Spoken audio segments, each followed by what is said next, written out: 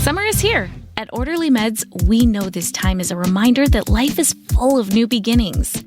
Whether you're celebrating the nice weather, starting a new chapter, planning a vacation, or simply looking ahead to what's next, this season can be the perfect time to invest in yourself and your health. If you've struggled with weight loss and are curious about GLP-1 medications, Orderly Meds can help you learn about your options. Through a simple virtual process, you can connect with licensed medical professionals who can determine whether treatment may be appropriate for you. Getting started is fast, convenient, and happens online from the comfort of home. This summer, consider a new approach to feeling your best. Visit orderlymeds.com/podcast to learn more. That's orderlymeds.com/podcast. orderlymeds.com/podcast. Because every new season is an opportunity to take the next step forward. Compounded medications are not FDA approved. Eligibility required and determined by a licensed provider. Individual results may vary. See website for details. Tina! Bring me the axe!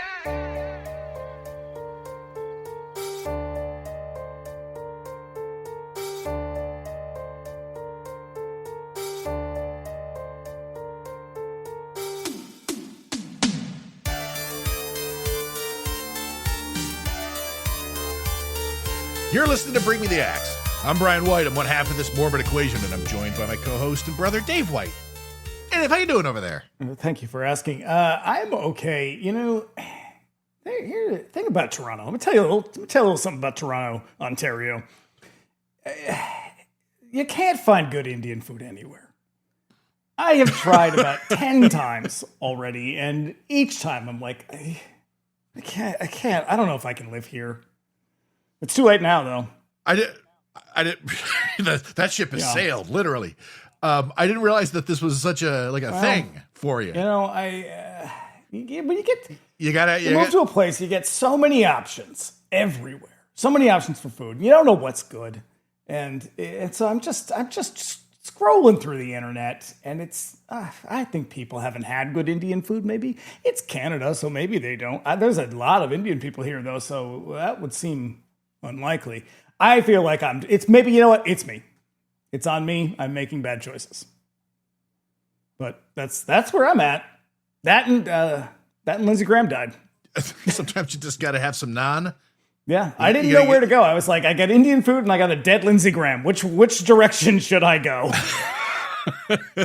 One seemed more respectable than the other, I guess. Dead Lindsey Graham will just lead down that story I just told you before we... Don't do it. It was awful. I don't think I'm going to do that, though. I think I'm going to leave it a mystery, though. Oh, God. I hated it so much. Don't worry about that. Don't worry about that, listener. Fucking A. Yeah. So, when you would do that, what's your dish? Well, you know, I always, if I've never eaten there before, I always go with a tikka masala, something real basic that it's you're not going to fuck this up. This is a thing. A tandoori chicken. Yeah, something that everybody's gonna order, so they're just, it'll be pretty basic, and it was fine, I guess. Right. Can't get good Mexican food either. When I was in Calgary, it seemed like every corner had a donor place. Well, is it like that there? Well, every corner has a weed dispensary, so it's not quite the same. It's a lot of shawarma. Got a lot of shawarma. Got a lot of okay. Well, yeah, a lot of just Southeast Asian food. But so far, I'm just making poor choices. All right. Well, I suppose it's just a matter of time. Give it time. And some homeless guy tried to steal our grocery delivery today. So that also happened. It's tough on them streets. God damn it! Yeah. Well, we practically grew up in neighborhood video stores, and the steady diet of utter garbage that those shops provided us with continues unabated to this day. And there's no one else I enjoy chopping it up with more about trashy movies than Dave. Fucking A, have we got some trash tonight? Good God. Just before we get into it, here's a little housekeeping. If you want to keep up with us between episodes, you can also find us on Instagram at Bring Me the Axe Pod. Dave's over there at that Queer Wolf. Hi. Give us a follow. Keep up with all the business. We got so much shit going on. That's kind of how you find out about all of it. All the podcasting that we get up to. And if you don't know, we got another show called 99 Cent Rental, where we cover all manner of video store madness on the weeks that Bring Me the Axe is off. Our latest episode covering Dirty Dancing is out now. Yeah. It's a good episode, man. I get like a lot of great feedback from people who were like, fucking fantastic. Like, look, I have good taste. You know? You do. I think this means only one thing. Would we have to do the sequel? Because I've never seen it. No, we'll never do that. We're gonna do Saturday Night Fever. Okay. Yeah. It's a good movie. It's a good fucking movie. Yep. And we'll be back next week with a look at the drunken sweatiness of Franco Nero in The Shark Hunter. Yeah, that's right. Back-to-back Franco Nero. At his, I want to say, lowest point? I don't know, man. Top line is pretty low. Tiredest point? Top line is pretty low, Franco Nero. You can also contact us directly at bringmetheaxepod@gmail.com with any questions, comments, or suggestions. Do let us know if there's a movie that you love. Would like to hear us give it the business. And if you'd like to support us on Patreon, you can look us up over there at patreon.com/bringmetheaxepod. There's a couple of tiers you can join there. All paying members get ad-free episodes. Subscribers at the $5 a month tier can look forward to our bi-weekly X-Files rewatch pod, Do You Think I'm Spooky? The latest episode is a look at the season 2 episode, The Kalushari. We've been in season 2 for my whole life. We're almost there. We're almost there, man. We're gonna make it. We're gonna get there. Hey, y'all, remember when television seasons used to be 25 episodes long? Jesus Christ. I know. It's a wonder any of us ever left our houses. It's also our monthly Bring Me the Axe Millennium Edition, which is a bonus episode in which we explore a modern horror movie. Current episode is a look at Shaun of the Dead. All Patreon subscribers, even the free tier, get access to our Discord server. Paying members get access to additional channels like voice and video chat and the watch parties option. Pop in on a Friday night, watch Monday's movie with me and a bunch of other listeners. It's fun. This one confused everybody. Well, that's because they don't understand good films. It's art, man. It's just you can't get your head around it. Right. Once again, I know it when I see it, you know? It's patreon.com/bringmetheaxepod. And hey, don't sleep on Laughing in the Dark. That's our Are You Afraid of the Dark rewatch podcast where the friends Eileen from Oike Horror and Mikey from The Morbid and Rewatcher. That's out now wherever you get podcasts. And lastly, if you like what you hear, you can subscribe to us wherever you get your podcasts. We're also on YouTube. Search us by name and subscribe if you prefer to consume your podcast that way. And you'll be doing us a favor by leaving us a 5-star review on Apple Podcasts, Spotify. So, please. I don't know what's taking so long. Please do it. We need it because sometimes people listen to us and they think that we're too woke. brings the number down, man. Brings the number down. I don't like that. It makes me sad. And so we need your help to offset Nazi reviews. That's right. Make me happy. And if you listen on YouTube, do us a favor. Give the episode a like. Leave a comment. We love hearing from you guys. Just want to get that all out of the way right at the top of the show. Because, hey, Dave. Yes. This guy looks familiar. Well, we do have a guest, but not just any guest. He is an actor, a drag performer, our resident Debbie Harry expert. It is Love Connie. Connie, welcome back. Welcome back to the show. Thanks for having me. Thank you. I'm glad to be here. Last time I finally got to check off a film that I've been I for some reason have never seen. So the fact that you guys called and I was like, no, oh my God, now I need to do it. I was kind of surprised that you hadn't, because this one to me, this one really sticks out because it brings me back to going to the video store with my parents, and this one and Soul Survivor have very distinct boxes that really stuck off the shelf. And it's sort of one of those ones that this one, having you on, I just sort of assumed that you'd already seen it. It seems like it's one of those movies.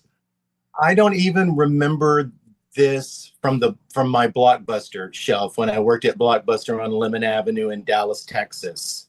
Because I can remember, there are a couple of, I remember Blood Feast, those Hirsch in the oversized, but I remember Autumn Born, Dorothy Stratton, but I don't have any memory of when I first saw it because it's the weird eye thing. Yeah.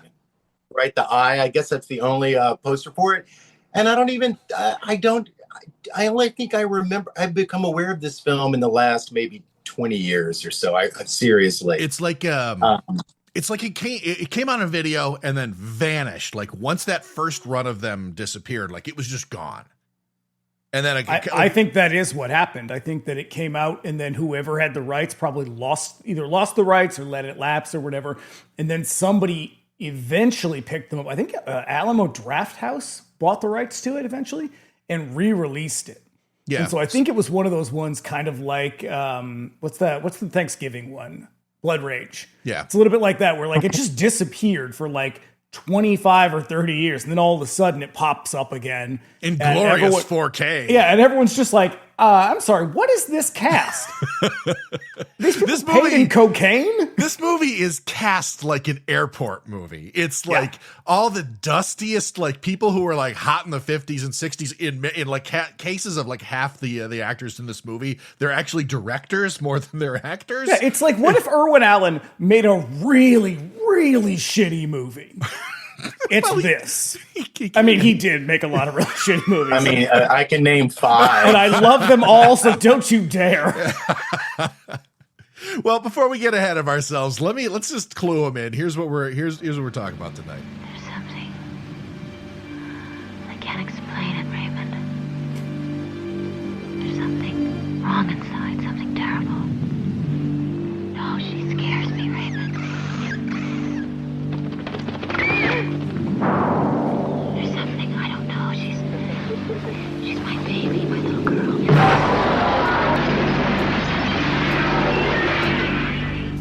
It's not her fault. Her name is Katie Collins, and she'll be 8 years old.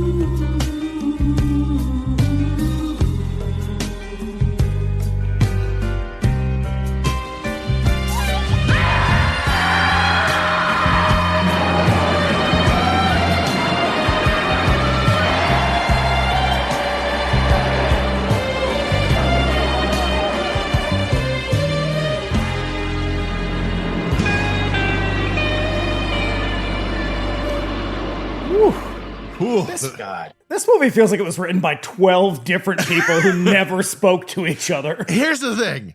There's not a lot of information to be known about this movie, but you're not wrong. It's actually written by like 4 people, and 3 of them didn't speak English. Now that's it's evident. Yeah. Yeah. Not the original trailer, obviously. I checked the original trailer out. It was really hard to find. It's nothing but music. Then again, that trailer was pretty much like 90% music too. At least it's good music. It is. This is one of my favorite soundtracks. Well, see, and I was going to tell you, I absolutely hated the soundtrack because I feel like it's a great soundtrack for like. Oh, it's wrong. It's totally movie. Wrong for this movie. And all of the music cues happened at the wrong time. And they build up some like really totally benign scene to be super dramatic, and it's like, I don't think he scored the movie so much as he wrote an album and gave it to them. Yeah. Yeah. And here's the other thing. Okay, you say all those writers. No, I can name you 10 films that they just picked 10 scenes out of 10 blockbuster films, from The Birds to Baby Jane to Superman to Suspiria. At the end, when they're all running, and then she opens the door, and all of a sudden she's in Suspiria. But the one film that I go, oh, because it doesn't look like it was directed. It looks like it's a movie that was just choreographed. Because that fucking someone just pointed ice skating sequence that went on, and I'm going, why is this even happening? Hold on. Let me guess. The Fury. No, okay. Flashdance. Okay. Flashdance. Okay. To me, this is an MTV movie that should have just had pop music. It should have had, you know what I mean? It's so in that, I'll give it, it's like you're 5 years ahead of your time, The Visitor. because it needed Adrian Lyne and it just needed a MTV soundtrack, because the whole, he's got the Close Encounters thing. And I swear every time John Huston would come on in a robe, I kept thinking of Jor-El, and it just reminded me so much of, of Rosemary's Baby and The Omen, and it was just everything, which, those Italian horror films always seemed, especially at that time, were still ripping off The Exorcist, but I still enjoyed watching it, even though also the scenes, everything they could have taken 20 minutes out of that. Oh, John. Oh, at least. Scenes just went on and on and on. This movie is 15 minutes of plot stuffed into like a almost 2-hour movie. Well, here's what I think happened, though. I think this movie, originally, they saw something like Holy Mountain or El Topo and decided they wanted to do a kind of Jodorowsky thing. And then someone convinced, I don't know, one of these 37 writers, like, no, let's also work in some of this kind of The Omen, Rosemary's Baby, The Exorcist. And I think it just kept getting further and further and further away from whatever it was that they had intended to do. And then they didn't really like each other. The producers and the director and the writers did not like each other. They argued constantly, is my understanding. And so it just kept getting like everyone's ideas are just getting thrown in. And then this is what we end up with. And I swear to God, nobody edited this movie. Like, I mean, there is no editor on this movie. There wasn't an editor who could figure it out, so he just left it all in. They just let the projectionist decide where to cut the reel, I guess. I don't. Mm-hmm. Yeah. So when the movie that's available now that you can get through Arrow is 99 minutes long. When this movie came out in the United States on video, it was 79 minutes long. Good choice. Because they chopped like 20 minutes of just bullshit out. And the movie, apparently, it's a little tighter, it's a little snappier, it doesn't make any sense, but you're not stuck in a chair. It doesn't make any sense anyway. You're not stuck in a chair for 20 minutes longer. Yeah, it's amazing. I still really love this stupid movie. Love this movie. I think it's ridiculous. Unbelievably dumb. Yeah. The thing that I kept... But you know what? What's that?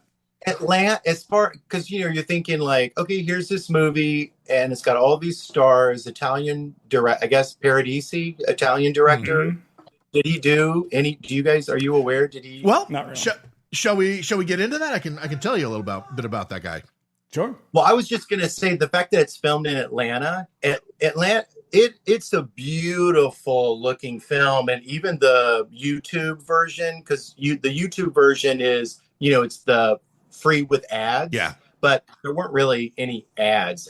I got through an hour without an ad. It looked absolutely like, I think lawn chairs looked really vibrant. The cinematographer on this is extremely talented. He was fantastic. He was Fellini's cinematographer on a bunch of things. Yeah, because it was really beautiful, and also kind of in a sense reminded me of Logan's Run. Since that was filmed in Fort Worth, how they take all those 70s, like, remember the water gardens at the end of Logan's Run? Yeah. They had a lot of their locations I thought were really great. And also it looks expensive as fuck because they're at a baseball. Okay. One thing, that one in the clip with when Glenn Ford's car has the crazy accident. I love the dude that is running with the baseball bat, because I feel like he is saying, don't worry. If he's dead, if he's not dead, I'll just get him out of his misery. We gotta help this guy. He's on fire. It scared me, and they were running with the same aggression. I have a note. The guys were terrorizing that kid. I have a note about that, because they're running to help him, but the way they're shot is like they're running to murder him. They're gonna kick the shit out of him. It's incredible. Yeah. And the thing that I kept seeing, like all the research, all the reading that I did on this, is everybody kept saying Exorcist, Exorcist, Exorcist. And honestly, I think the Exorcist comparison sort of begins and ends with two qualities. One, Paige Connor, who plays Katie, the sort of little girl, she kind of looks she looks like Linda her. And Blair. they styled her to look like Linda Blair. And also, Yeah, and then and also John Huston is kind of their father Marin, although he's a lot more warmer and charismatic in this one. But I think that's it. This movie is almost note for note The Omen 2, right down to having Lance Henriksen. That came out that year. And the birds. Yeah. Bird attack. Yeah, because I don't even see that much of The Exorcist in there, other than they have to take her to the hospital, and run some tests or whatever. But it just.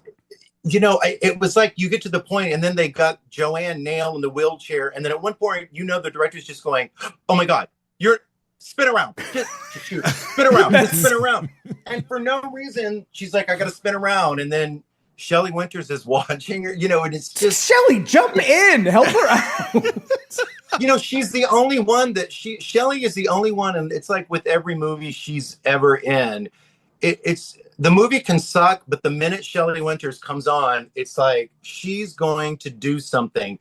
And even, I'll tell you, that last scene I just thought was so schmaltzy, with her wanting to go, "Can I come too? Oh, it's just for young kids." Well, people say I'm a young spirit. It was so corny, but who says that, Shelley?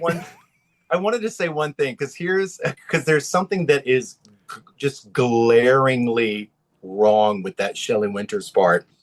So, not Tentarira, Tentacles. John Huston, Shelley Winters. So I like to think in my mind that John Huston must have been talking about this film when they were shooting. I don't know if they had any scenes together, but in my mind, "Oh, what are you doing next, John?" "Oh, I'm doing this film called The Visitor." "Oh, where is there a part for me?" And there's a part for a black maid, and her lines are literally, "Mammy's little babies love bad." And Shelley Winters is going, "Let me do that." "No, you think I can't play a mammy? I'll show you." And she probably, like Faye Dunaway on Mommy Dearest, she probably cost some local hire, some black woman who had, was like, "Oh, I finally get a part in a big movie. Oh, Shelley Winters got my fucking part." And then there's Shelley Winters cleaning, singing "Mammy's Little Babies Love Show." And she showed up in blackface, and they were like, "Nope, that's where we got to draw the line, Shelley." In my imagination, nobody even contacted her. She just showed up. That's what I think of Franco Nero. Like, he just wandered onto the set one day. She just shows up with this gigantic bird cage and is like, "I'm in this movie. Everybody shut up." And they were like, "Well, it's Shelley Winters. What are we going to do? She was in Night of the Hunter." So we should say that this movie is made by a lot of the same people who made Tentacles. Yeah. Which is why they're all, the cast is pretty similar. The other weird thing is just yesterday, because I've been on a Shelley Winters kick, I got Patch of Blue on that, and in Patch of Blue, she plays a very horrible, racist mother. And then for the next thing that I see is her Mammy's little baby. Going, what range? What range this woman had. I just love her. Oh shit. I love her. Well, here it is. The year was 1979. Year of our Lord. Delightful year. Here's some other movies from 79. Phantasm came out that year. Oh. Yep. Also, Nosferatu the Vampire. Love that movie. Love it. Love it to death. The Brood came out in 79. 79 is a killer year for movies. Yeah. Yeah. Keep going. This is best year for music too, as far as I'm concerned. Alien. Wow. Yeah. All movies. Wait, we've done all of these movies. We've done all of these ones. Yes. And rounding it out, just because I think we've only done 4 movies from 79. Jean Rollins' Fascination. I love Fascination. It's one of my favorite Jean Rollin movies. I love Fascination. What a mindfuck that movie is. That's Brigitte Lehane looking, and probably, I'm going to say, Brigitte Lehane's best performance in any movie. Yeah. Yeah. Including pornography. Can't leave it out. So our cast and crew, we got a director, sort of, named Michael J. Paradise. Giulio Paradisi, if you're nasty. Spaghetti House. He of Spaghetti House. He's a director of Italian TV ads, which explains quite a bit why this movie looks an awful lot. There you go. Looks an awful lot like an ad for perfume, cognac, and or a luxury fondue set.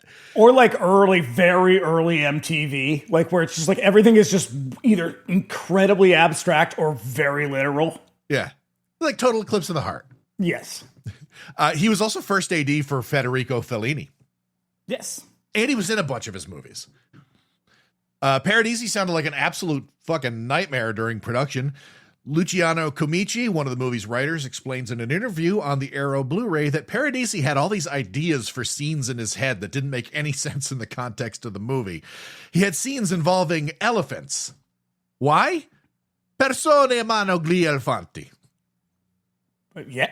That means people love elephants. Well, that is true. I will not argue with him about that. Yeah. He also had a hang up on showing people using the bathroom. Okay, I don't know if I like that. for the very sane and very normal reason that people take a shit every day, and yet I mean, I guess, but people do a lot of things every day. We don't need to watch it in a movie. And yet movies hardly ever include that very common experience. He was also constantly paranoid that he was going to be fired.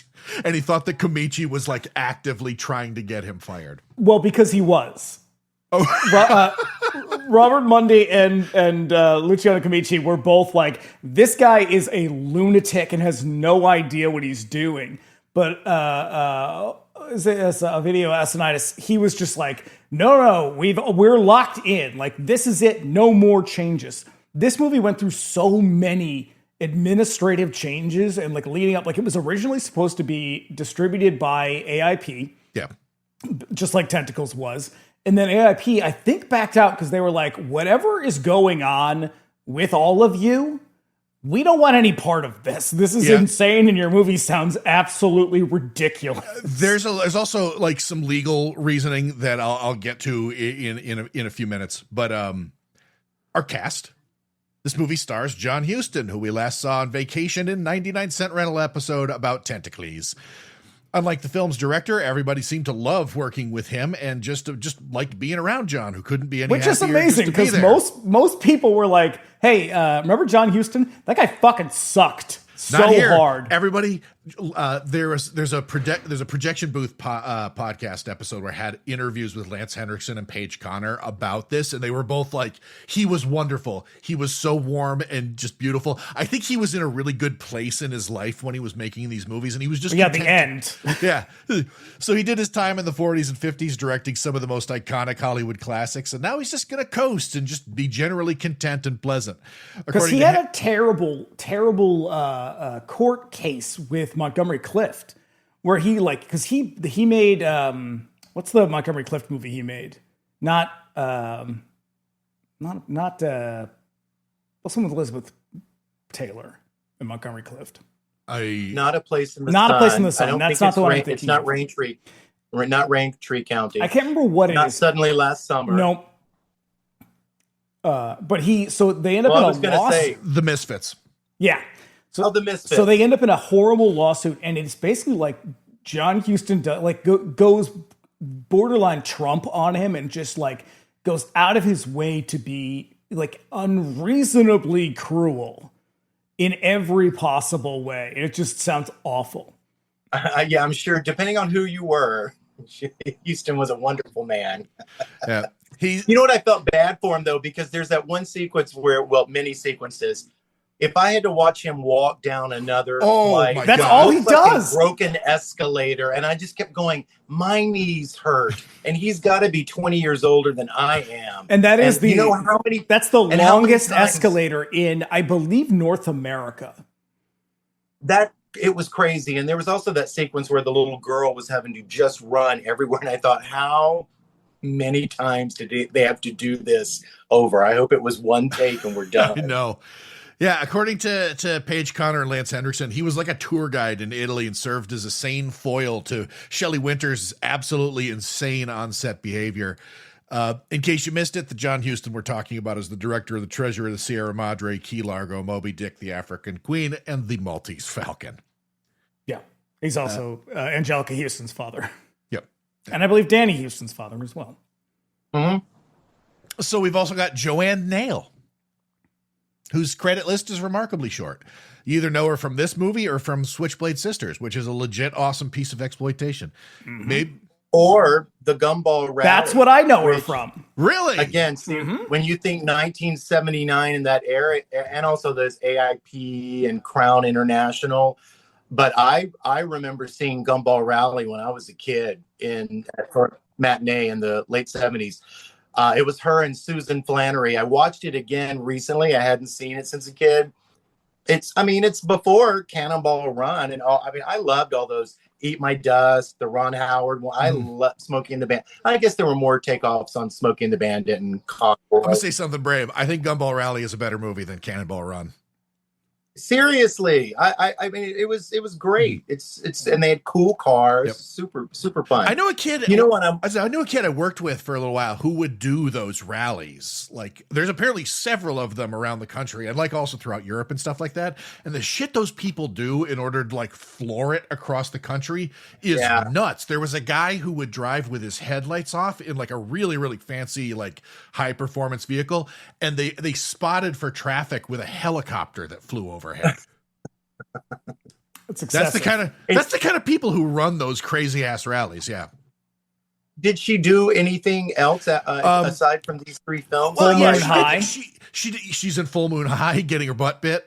Yep. It's a shame though, because I think she's pretty good in this. I think she is absolutely gorgeous. Oh yeah, that's what I was going to say. So how much did she work after this? She did a lot of television, so a lot of guest stuff, a lot of guest spots on stuff up until I think about the late '80s, where she probably just like got married and got out of the game. Okay, because here's what I really, normally I'll go check up on their IMDb and stuff, and I know I've looked at hers before, but after watching her in this film and knowing it was like 78 and seeing how freaking gorgeous she is and how beautifully they lit her. I also noticed that her wardrobe is all, they get those local Atlanta, Georgia high-end stores to furnish the wardrobe. Same with the guys' suits, which I also kind of love. But she looks so beautiful. I thought, oh my God, she would have made a much better Charlie's Angel than Shelley Hack, because I buy that after Switchblade Sisters, that Joanne can fight, pull a gun, might need to beat your ass. Shelley Hack, Charlie, it just blew the whole Charlie's Angels thing for little gay old me. But this poor girl, okay, number one, we're just spoiling everything, right? She's paralyzed, and of course, I'm getting nervous as hell because I keep looking at her legs, and I'm going, is she going to pull this off? And then I keep finding where she's moving her foot, and then then all of a sudden she's going to all these doctor's appointments. Then all of a sudden she's driving a car. How can she drive a car? I know. There's people in a wheelchair can drive a car. They've got adaptive devices. They have like the throttle on the steering wheel and that. Not in this movie, they don't. No, I don't know if in 1979 if they did. They're rich as hell, so maybe that's it. And then the Close Encounters of the Third Kind, Rob Zombie, Halloween, Michael Myers. Remember the big 18-wheeler with like 1,000 lights on it? You're scared, mama. But she is so tortured and abused, but she is. But the thing is, they give it to her in this movie. Dead. You think she's like Rasputin. You think she's dead, but then she's back. And it's like, oh my God, how many times are you going to die and come back? But by the time they had the little girl grabbing her by the hair and pulling her up the stairs, I thought Joanne probably quit the business. I really thought it was going to be, because by the end of that movie, acting was a bad idea. I felt bad for her. I felt bad. I was like, man, y'all have really put her through the ringer. Oh Jesus, I know. Yep. Just one last thing about her. You can also catch her in the TV adaptation of the movie Mother, Jugs, and Speed as the Raquel Welch replacement. I had no idea. That's fantastic. I didn't know they made a TV adaptation of that. Me either. Who were the guys in Mother, Jugs, and Speed? I don't know. I didn't bother to look. But they changed.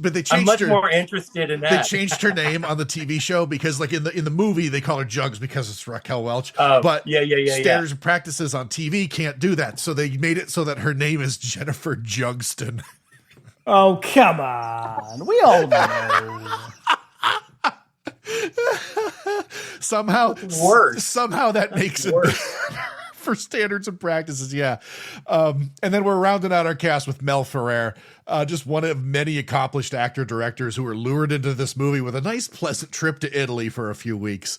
In Ferrer's case, he was one of many Hollywood expats who found extensive post-career work in Italy, where they couldn't possibly keep him busy enough.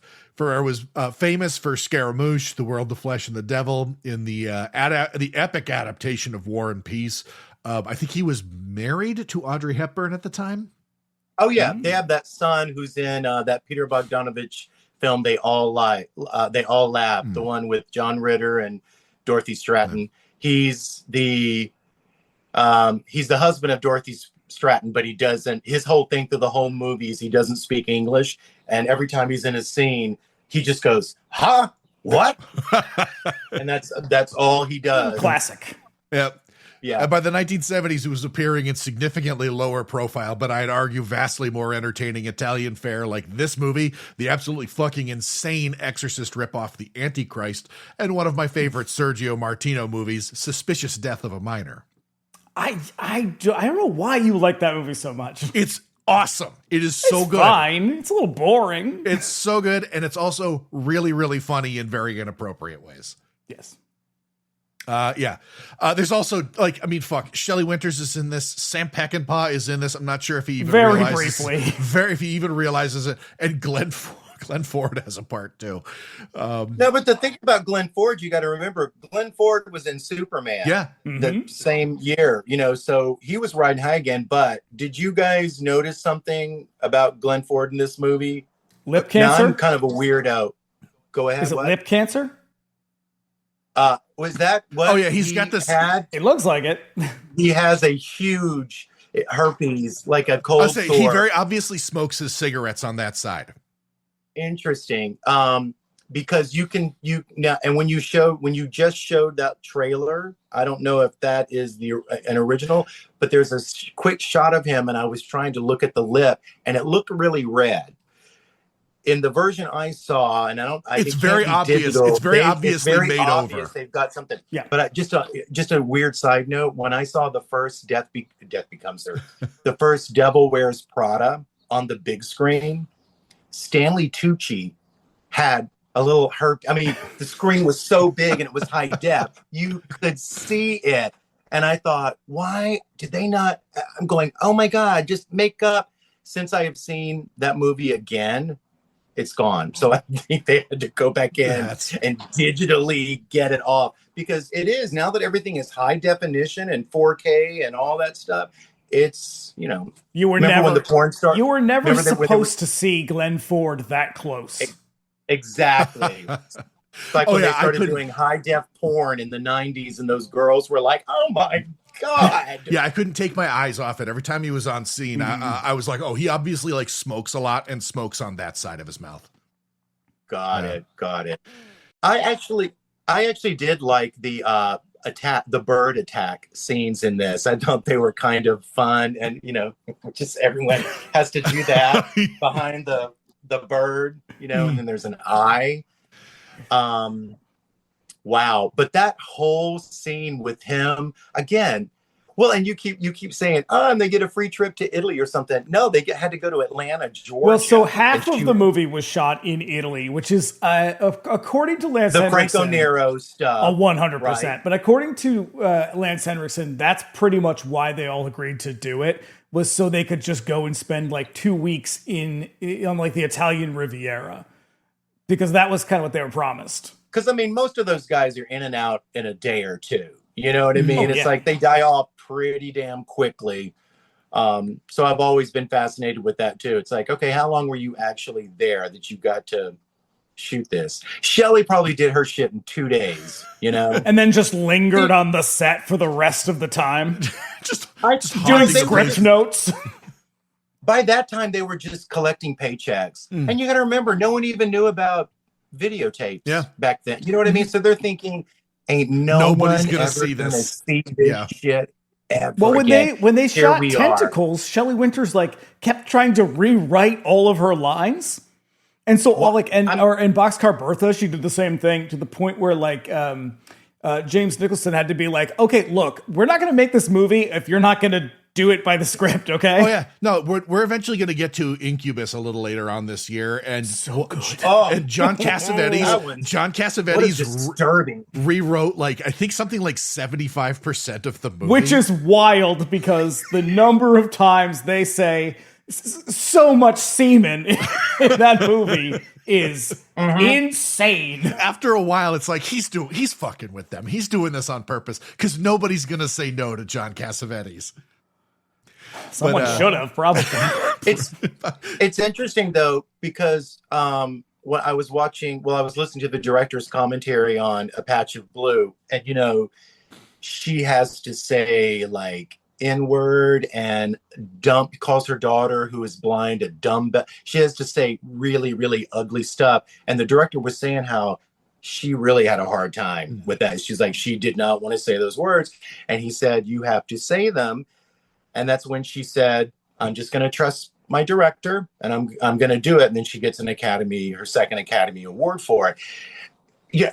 I'm an actor too. And of course I respect writers, but there are some times where I'm sorry, the line, it's not working, and I'm like, if Shelley wants to change, let her change. Especially in a movie like this or Tentacles, it's like she's trying to help you guys. That's why she didn't get an Academy Award for Tentacles because they didn't trust her director. Her. Hey, they didn't. I bet they didn't submit her. I just love what a maniac she is. She apparently would she had a little tape recorder with her, and she would go around the set playing like classical music. She would like wave it around like she was like waving incense around the stage. She is a lunatic. Those people like her would show, they probably show up on set for 2 days and it's like, I'm the biggest star here. I want you to worship me for these two. And it's just like, I don't know though. How do you roll up on a set with John Huston, Mel Ferrer, Glenn Ford, Sam Peckinpah and think you're the biggest star there? I know. 2 Oscars. Yeah. I'm going to say John Huston's probably got more. Yeah. Well, he does, but why would she?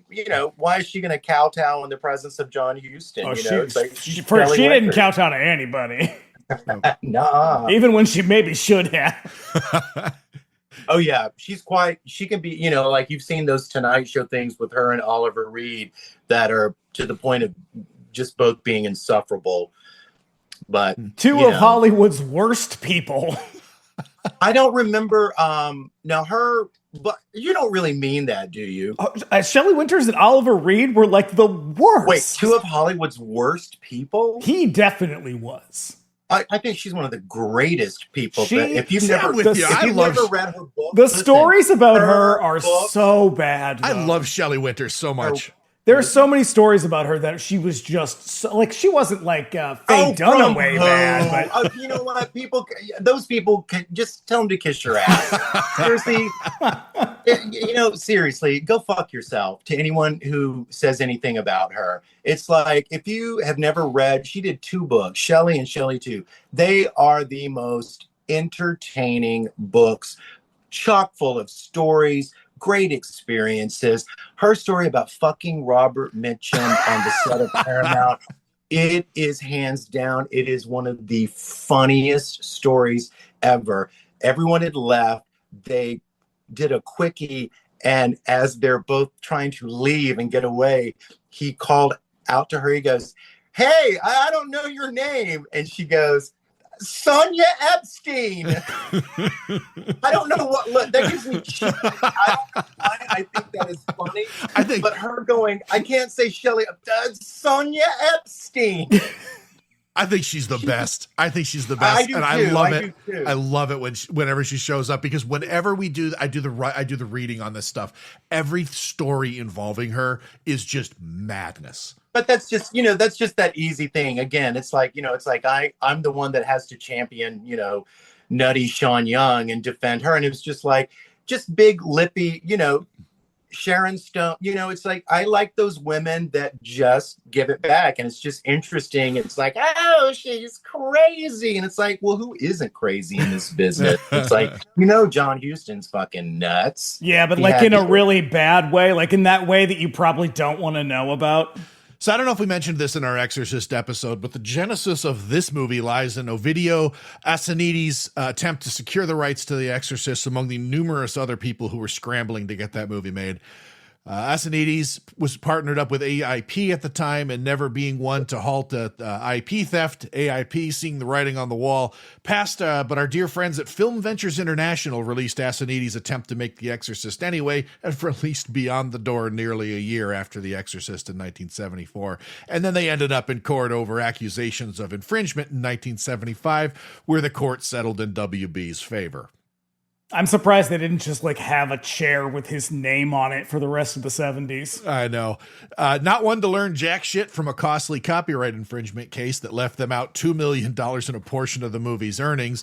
They got back out there with Assanides and cast their net as wide as possible to rip off as many movies as possible in one go, and ended up here with The Visitor, a movie that steals liberally from The Exorcist, The Omen 2, The Bad Seed, The Birds, Rosemary's Babies, Close Encounters of the Third Kind, and why the fuck not? What have you? 2001. Let's just take them all, put them all together in one big old movie. I'm serious. I was surprised a shark didn't show up. You know what I mean? Yeah. Thank God Halloween hadn't come out, or there would be, a lot of point of view, even though there was some point of view stuff.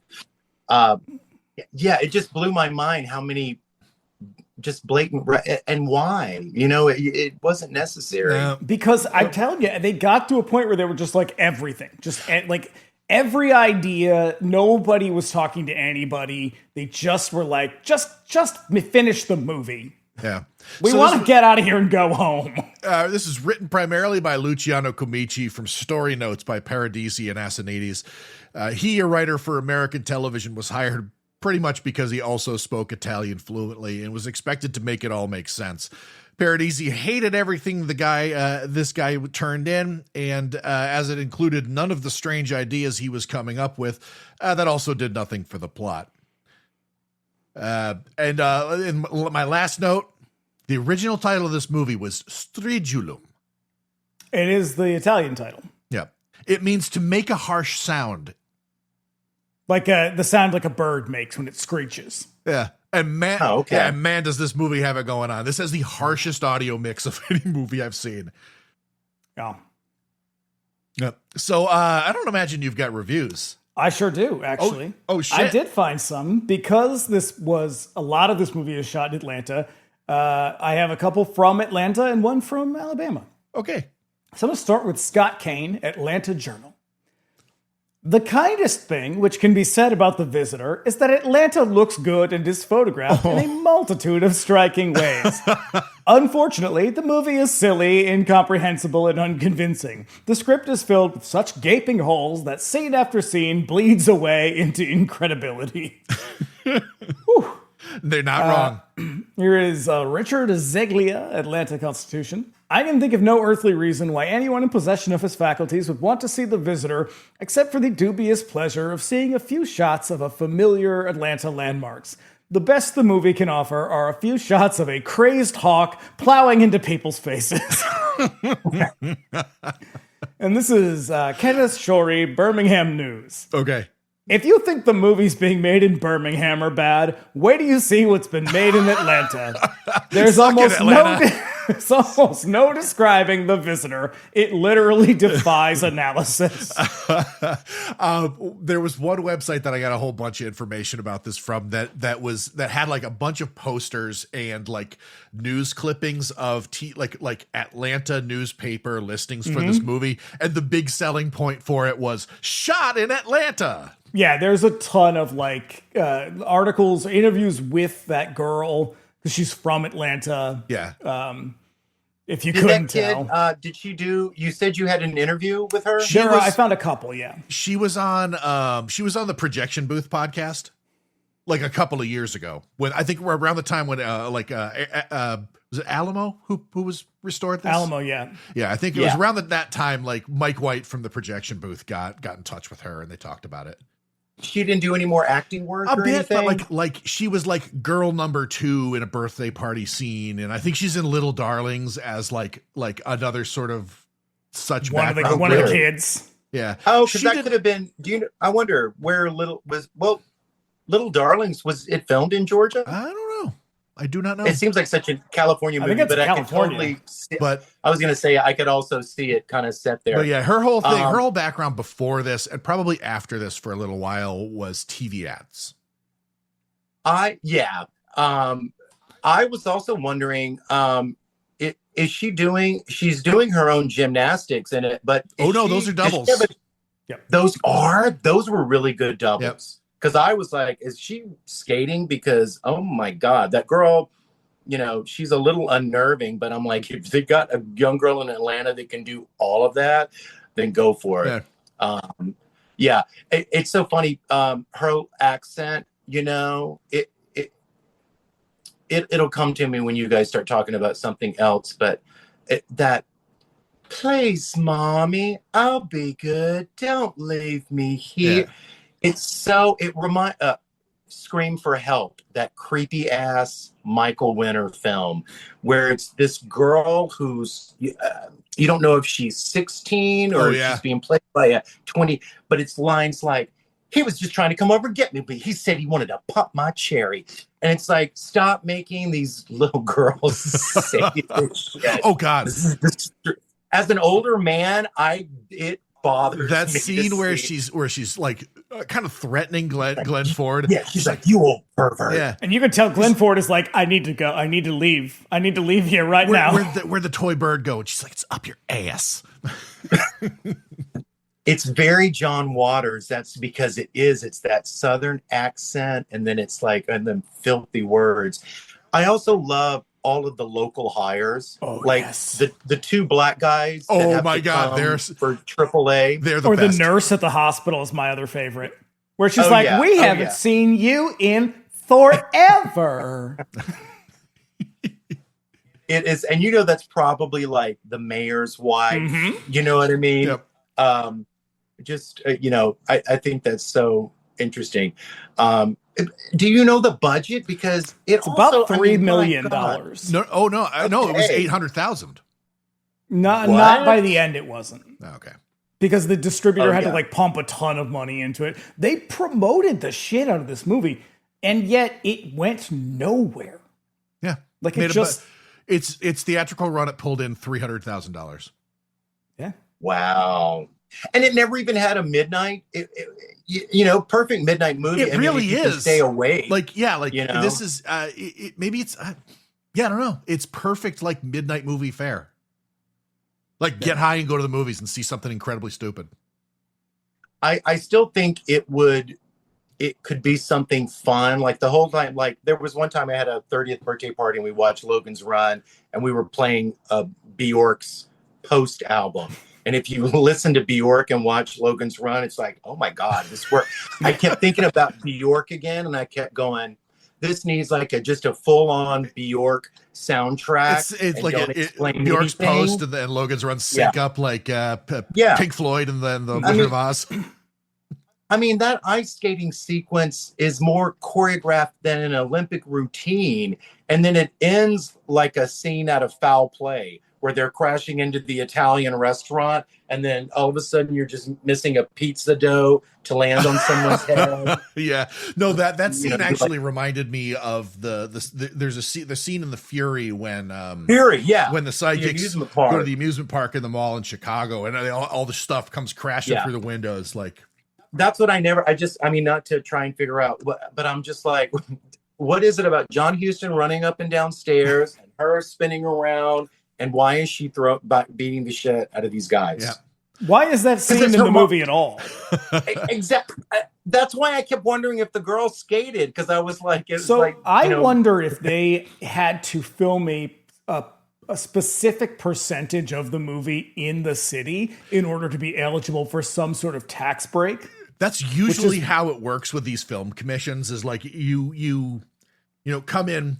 you have to employ our people for a certain amount of time. You know, you got to do union and stuff like that. So it could have been that they just ended up with like tons and tons of footage of just shit around the city. Yeah. I mean, that car sequence, and when he hits the guy on the motorcycle, the dude just boom, like scorpion tails. And I was like, that's wild, you know? Yeah. And, you know, so I just thought you would have had to have blocked off all those streets in Atlanta. Yeah. You know, again, I think that looked like Atlanta. That was also when the only time I ever visited Atlanta as a kid, we had gone to church camp.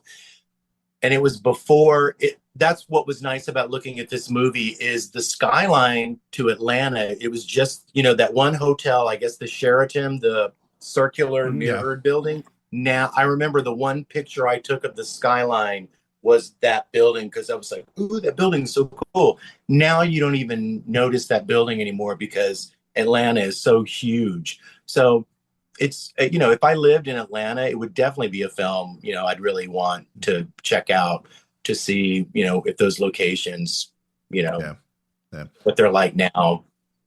Do you know what stadium they weren't at? Like, was that at the Atlanta Braves? Like, was that, I mean, because it was 78. So Ted Turner and all that stuff was still, I'm surprised Ted Turner didn't produce, you know what I mean? I think it's a place called the Omni.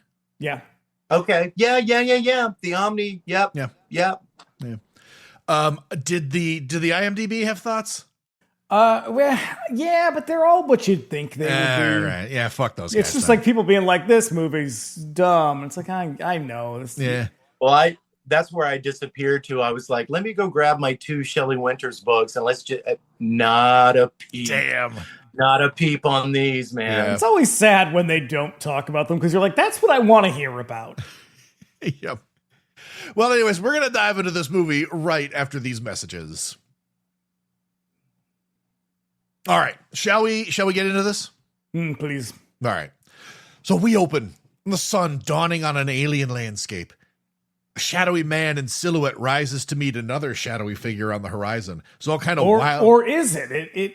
It does sort of look like it could be a man, but it also looks like it could be a couple of toddlers in a trench coat. That's very fantastic. That's my first note is that it looks like the Netherworld from Phantasm. And it was spooky, you know? Yeah. I think it started off on a high note. I think this scene is actually really cool. I do when too. The little girl shows up and she looks kind of terrifying looking. And why is she frozen? She looks like she's made of cotton. Cotton candy. Or cotton candy. Delicious cotton candy. And I'm also wondering, do those kids have to shave their heads? Because they look yes, shaved. They did. It didn't look like ball caps. They do. Horrible. Yep. I don't know. I think the whole thing looks like the cover of a Yes record. Yeah, the opening of this is really, really cool. Houses of the Holy all the way. Yeah. So as the figure approaches, the two are suddenly set upon by winds and a snowstorm. The wind pulls the cape away from the shadowy figure, revealing a little girl. She smiles at him, covered in a blanket of snow, and backs away until she fades out entirely. We cut to Franco Nero, still in the long bleached hair he had in The Shark Hunter. He just looks bewildered. Like he's like, how did I get here? Do I live here? The look on his face really is disbelief. He does. He looks so confused. He looks like he is out of his fucking tree in this movie. Like he is confused. Anytime you see blonde Jesus with blue, it just disturbing to me because that's all I thought. I was like, this is blonde Jesus. Yeah, he's definitely doing someone a favor because he's in this movie for all of, I don't know, 3 minutes, maybe. Yeah. He barely says anything. And it's like, look, Franco Nero is a very good actor. He's incredibly handsome. But this is a far cry from like A Quiet Place in the Country. Like this is Franco Nero you know in his cocaine days. You have to think of it from like an actor's perspective. And this is how, you know, and also it helps you understand why Shelley Winters did so much of the shit. And also Karen Black always said she never looked at the whole film. She looked at the character. And if it was a part she wanted to play, she did it. And that's when she was like, I probably shouldn't have done the pics. Probably shouldn't have done Trilogy of you know what I mean? Like when you're thinking, I disagree, Karen Black. You definitely should have done Trilogy of Terror. Well, it's like we wouldn't remember her for, you know what I mean? I like that she's remembered for that because she was amazing. But I mean, Franco Nero has been in so many movies. Like, he is a very but he's always well-known playing a really tough guy, like a fighter. So I'm sure, like, they're like, we're going to give you soft, wispy mermaid curls. Oh no, the hair that he has is the hair from The Shark Hunter, which is the movie we're doing next week, where he is, I'm going to say, legitimately drunk for probably the entire movie. And the same is probably true. I always imagine him to be a bigger guy, and that's why it was almost, I'm like, I know that's his face, but he just seems so slight. Yeah, he's kind of wiry.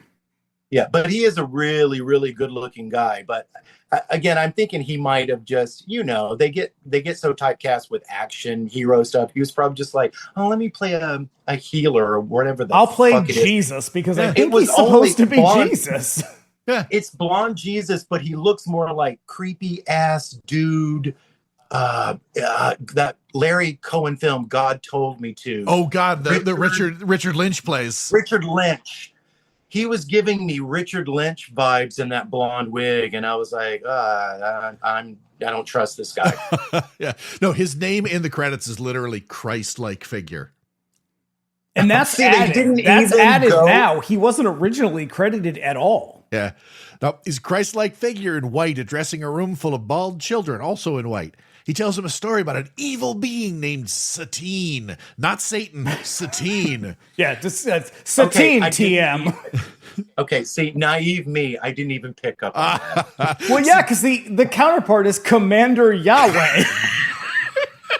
I got that. Yeah, Satine. Pick up on Satine. Commander Yahweh was captured by Commander Yahweh and kept aboard a prison ship in space, but he managed a daring escape from the ship and fled. I can't imagine why anybody on this movie was angry about anything. They went out to like churches and everything in Atlanta trying to get finance or whatever going. It's a Christian, we're going to do a very God positive film. It's about good versus evil, and good wins in the end. Except they all got like side eye from the churches because they're swarthy. Anytime you film something down south and they find out there's some devil shit, you done pissed the whole city off. And they're like, how dare you let them film that satanic shit in our church? Yeah. Well, lucky for this movie, you can't tell what this is about. Satine was a mutant who had psychic and occult powers and a drive to kill everything. And he used an army of birds to do his bidding. But then I guess the birds discovered him or something and turned on him. So Satine turned into an eagle and vanquished them all, except for 3 of them. But those last 3 killed him or something. But before Satine got, he mated with a woman and his magic evil power transferred to her and her offspring. So now Commander Yahweh and his people are hunting for the latest incarnation of Satine. Okay, so I think this is what the movie was originally supposed to be about. And then it just got spun around and around and around and like sucked up all this other more recent pop culture that right stuff. there, like that right there is the log line, like that's the elevator pitch. Yeah. And then it just spins out of control until you end up with whatever we get at the end. So in walks the old man from the alien landscape. He tells Space Jesus that Satine's latest version is an 8-year-old girl named Katie Collins. So we now take you to Hotlanta, GA for a basketball game between the San Francisco 69ers and the Atlanta Rebels with a cameo by Kareem Abdul-Jabbar. Just walking through the set for some reason. In attendance are the Hawks' new owner, Raymond Armstead, and his girlfriend, Barbara Collins. Also in tow is Barbara's young daughter, 8-year-old Katie Collins, and a pair of huge sunglasses. She is made up to look 100% like Linda Blair in this scene. She looks exactly like her. Yeah. Now, Dave, she does not look exactly like Linda Blair. She has little curly she has iron Farrah Fawcett curls.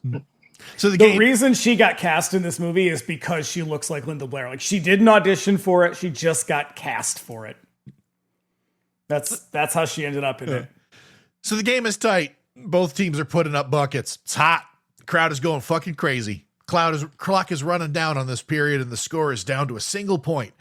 The announcer comes down during timeout to harass Ray about his plans to make this team great again. I love how aggressive the announcer is because he's just like, answer me, Ray. I asked you a question. He is apparently, or I guess he's probably dead now. He was a real Atlanta like sportscaster. Yeah.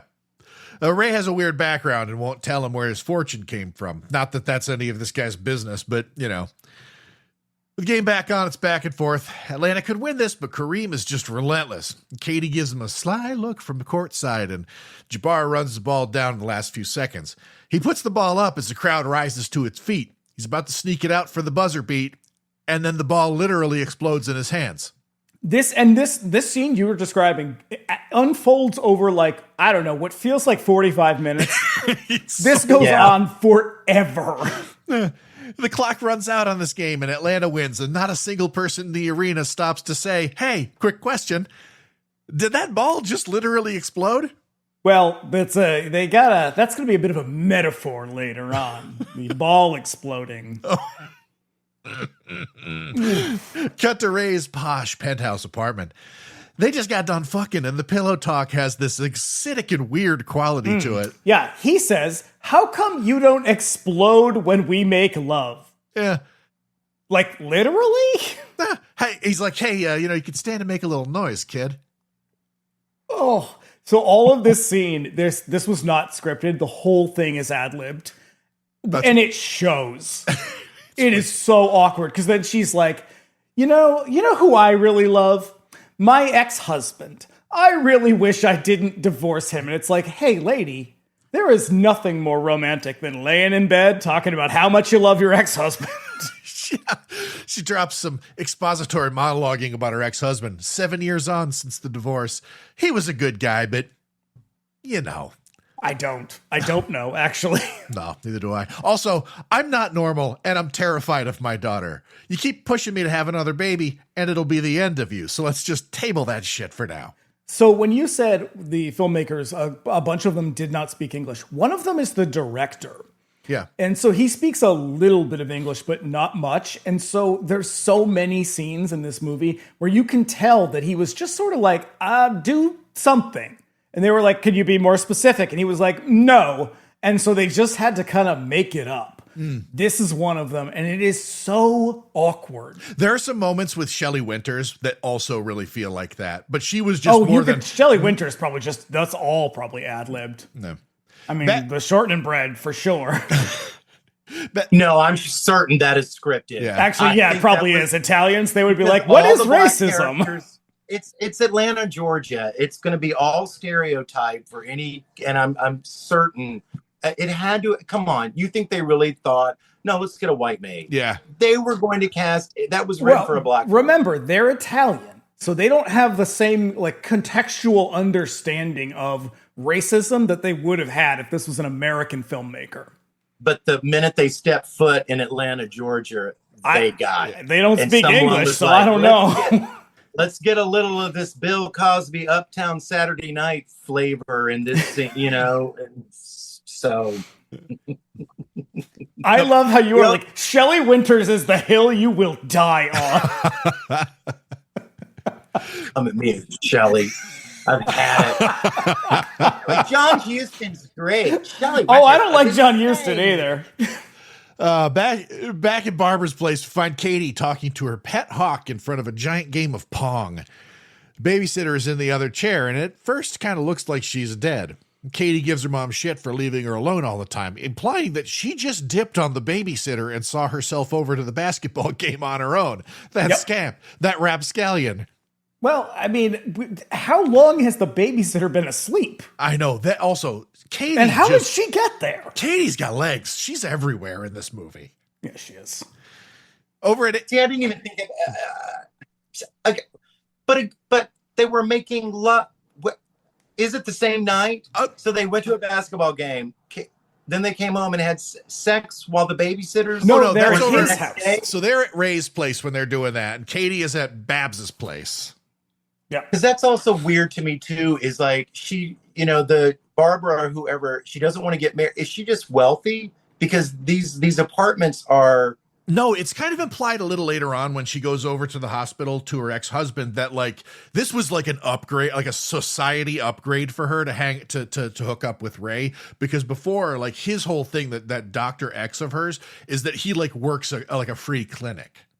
And so he's just, broke And all the time. She's kind of got that vibe that what's her name has in The Sentinel, where she's like, I'm an independent woman. I don't need to be married to a man to get by. But there's no explanation for why she feels like, yeah, it's fine if that's what your character's going to be, but like, give us some indication why she would be, instead of just being like, I can't get married to you for reasons.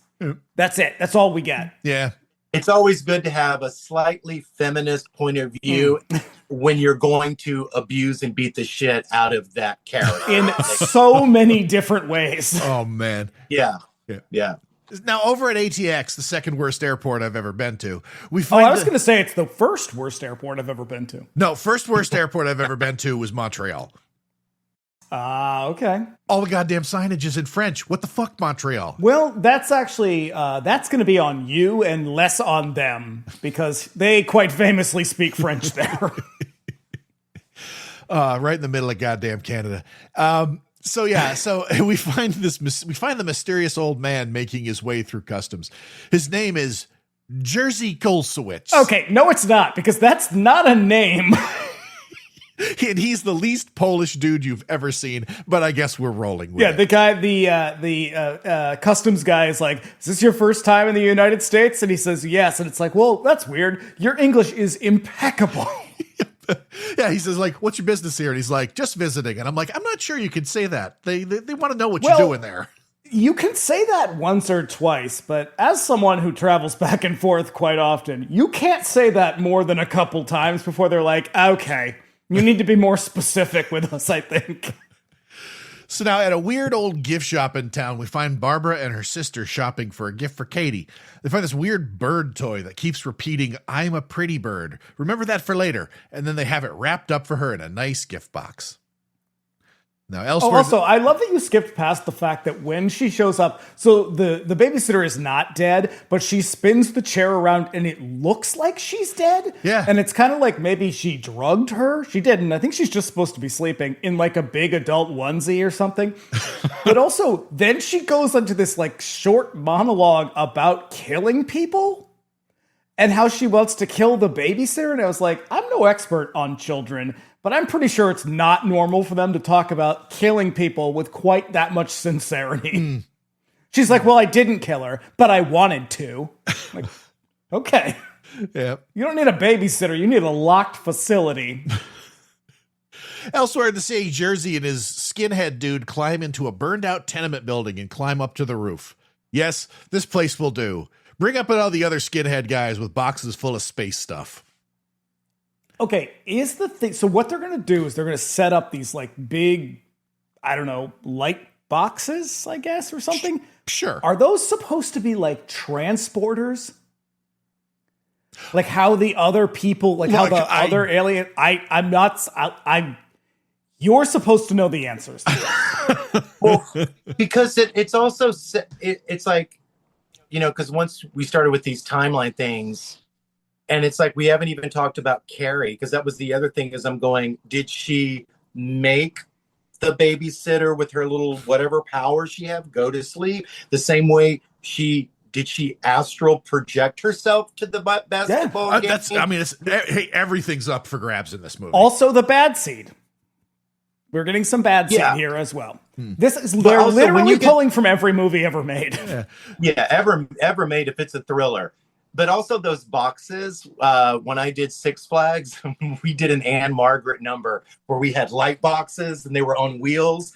And the girl singer, we would have her jump from one box and then we'd move her around. So again, I kept thinking of Flashdance and I kept thinking it's so choreographed, and then they're behind, and then there are more guys. And then it's like, because it was like fucking Blue Man Group. Oh, I was going to say, like, yeah, like every time you see them, they're doing like some mum and shot stuff behind him. Seriously, yes. Yes. So now Raymond has business in a mansion out in the country occupied by this movie's version of the Disciples of the Watch. Their conspiracy is shitty white dudes in suits all seated at a table. They congratulate him on his new basketball team and inform him that the visitor has arrived, but that's not his problem. Don't worry about it. There is one black man in this scene wearing white gloves. He is the greatest character in this entire movie. The look on his face the entire time is basically, Uh-huh. Yeah. Uh-huh. Yeah, he's Samuel Jackson in Django Unchained. Like he kind of rolls his eyes, and it's like he had no direction, and so he's just like, I guess I'm gonna play it this way, and it is the best. Well, it's like this, it's like without being sassy, he's the sassy butler. It's like, like I say, it's like they're not gonna have any black man on the board of directors up there, and I love how about 3 of them get one line, and it's these real country voices come out. I love a local hire. Oh, God, me too. like yeah. See, that was the other thing that kind of bothered me about the movie, is I always loved when you hear background stuff on Carrie, and like when Piper Laurie's trying to get into it, and he's she's thinking it's satire, and he's like, well, no, and then all of a sudden Brian De Palma goes, oh, and do it with a Southern accent, and she's like, what? Like, what the fuck is going on? And then you hear Sissy Spacek, and it's like, oh yes, because there's no way we could hide that. No. Yeah, this little girl, she opens up in a bale of hay falls down from. This her girl. Mom, I have a note that says this girl is straight up country. Like her voice is, and I thought you would appreciate that. I believe you came from deep country. Yeah, I'm from Louisiana. That's why I'm just like, oh my God. I'm like, we guys got to got some continuity messes up. Yeah. But I kind of don't want to know what Joanne Nail's Southern accent would have been like. God. She tried though. She probably tried, and they were like, never mind. That's the only time I get annoyed with Teresa Russell is I'm going, oh, don't do a Southern accent, please. So Ray comes out like Scarlett O'Hara. Oh. Yeah. So Ray has one mission: put a baby in Barbara or get the fuck out. Actually, there is a problem. That is his mission, his overall mission. But the problem is she won't get married. The implication here is that they have to get married first because she cannot have this devil baby out of wedlock. These are very moral Satanists. Proper Satanists. Again, it's so weird. Just what? That doesn't make any sense. Yeah. Look, they're Italian. And they're hardcore Catholics. And why? And she's a good person. Why is she I guess like Rosemary, she's the pure vessel for Satan. Well, but the thing about Rosemary, and I think the thing that she plays it so well in that movie is that she's supposed to be naive. She's like young and naive, and she's been set up. She's been lied to by everyone she trusts. Her doctor. Here we go. All we're gonna do is just prove what a masterpiece Rosemary's Baby is and what a piece of shit this movie is. Barbara's the opposite of that. Barbara's supposed to be like this kind of shrewd, like very independent woman. And so it's like, so that doesn't really make sense. Like at a certain point, she already is kind of like, I think my daughter's evil. Is that weird? Yeah. So they tell him, hey, mess this thing up and things are going to get super shitty for us. So they explain that Barbara can kick out super powerful babies, the genes of Satine. We need another one of those kids kicking around. So, make it happen, Raymond. But it has to be a boy because girls can't be the Antichrist. No. This is the worst. The reason it has to be a boy is so that Katie and the boy mate to bring Satine back. No. Yeah. Rated R. There you go. That's why. That's it right there. That's your R rating right there. Yep. So back at Barbara's, there's a birthday party happening. Oh, it's the best moment in the whole fucking movie. They bring in the cake and they present it to Katie, who's just like, get the fuck away from me. Yeah. See, look, this girl, she has a Falcon. She has a pinball machine. She has a tape recorder. But all Katie really wants is a loaded pistol. and maybe the new record by Sean Cassidy. Well, okay. Who among us, though? or I do love that. What do you get the kid that has everything? A loaded gun? Now, by some strange circumstance, Jersey is also there? And no, he's lurking around outside. At no point does this girl say, hey, mommy, there's a strange old man following me everywhere I go. Yep. You could have solved the problem right then and there. Yep. Hey, but that's nothing. They wheel out the gifts and she picks the one from her aunt and she tears it open and we expect to see that crazy bird toy, but instead we find a loaded gun. Best gift ever. Also, this is the part where you first see that silver reflection in her eyes. And I have to admit, it's a pretty cool effect. I love that. They keep doing it throughout the movie. It's like my favorite thing about the movie. It's like the only thing they do well in this movie. That and the cinematography is the only two good, and the music. So Katie runs over and throws it on the table behind her mother, just so excited. And then I thought she tosses it to her, like, hey, catch! And the gun goes off, shooting Barbara in the back. Apparently it's got to be like Omen style. Like she can't do the malicious stuff directly. Because in the Omen, Damien's not doing the stuff. It's always like weird circumstance and coincidence in which people get hurt. So it's kind of like that. And so the look on her face, so the gun goes off, shoots like her mother through the back, and the look on her face is basically like, did I do that? She just goes, and that's it. Yeah, it's like she was playing hot potato or something. And it's like, you know. Yep. Butterfingers. Oh, it's so weird. Doesn't give... It is, but it's hilarious. Like, one of the moments where I laughed out loud. So they rush Babs to the hospital for surgery, where we find Ray's boss, Dr. Walker. The music informs us that this is no good for Babs. So I will say, in Franco Michelisi's defense, he is the one who scored the movie. It was fairly common. I think I told you this the other night. It was fairly common that they would hire these guys to write the music, but not really ever. They would just sort of describe the movie to them. They wouldn't see it. They wouldn't shoot the film and then score the movie. They would just have them record the music for it. And so Franco Michelisi, his whole thing was he did tons of like crime films and thrillers. Like that was sort of his genre, which is why everything is like upbeat and kind of banging and pulsing. Like he did like the tough ones, The Cynic, The Rat and the Fist, like big Italian crime movies. And that's sort of his vibe. And so it just doesn't work in this at all. And you get the feeling like, I don't think he ever saw the movie when he wrote the soundtrack, because all of the scenes that have these big, like kind of epic, dramatic soundtrack moments are just for like benign gymnastics. They cut over and all of a sudden Dr. Walker comes in and it cuts to his face and it's ba ba ba ba ba ba, but like louder than your stereo is capable of playing. You've just blown out the speakers on your system. It's nuts. It's a great soundtrack. It's almost like what Tarantino does now, like as satire in Kill Bill, like when something would be revealed and he'd have that cue that would go, bum, ba-dum, ba. Yeah.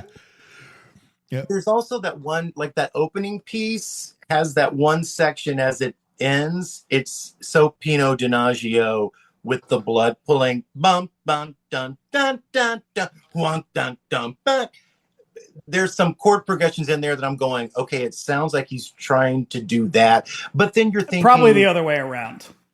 Then you're thinking they'll probably also go, we really love, well, they came out the same year, but I keep thinking of like, well, John Williams did Superman and Jaws. So they're probably like, we really want something bombastic like Jaws or even Deep Red that would have already, I'm trying to think, or Carrie, I'm like, they heard something and they said, do it like this movie. It's a huge, a huge orchestral score. So I'm guaranteed that when they went to him, they were like John Williams, because like, well, he has a band. That's probably his whole band that he has. He does he would do a lot of these guys were also jazz musicians or like lounge musicians. He's a famous jazz musician. Yeah, they would record albums as well. And he had a big like brass band. And so it's just probably his band.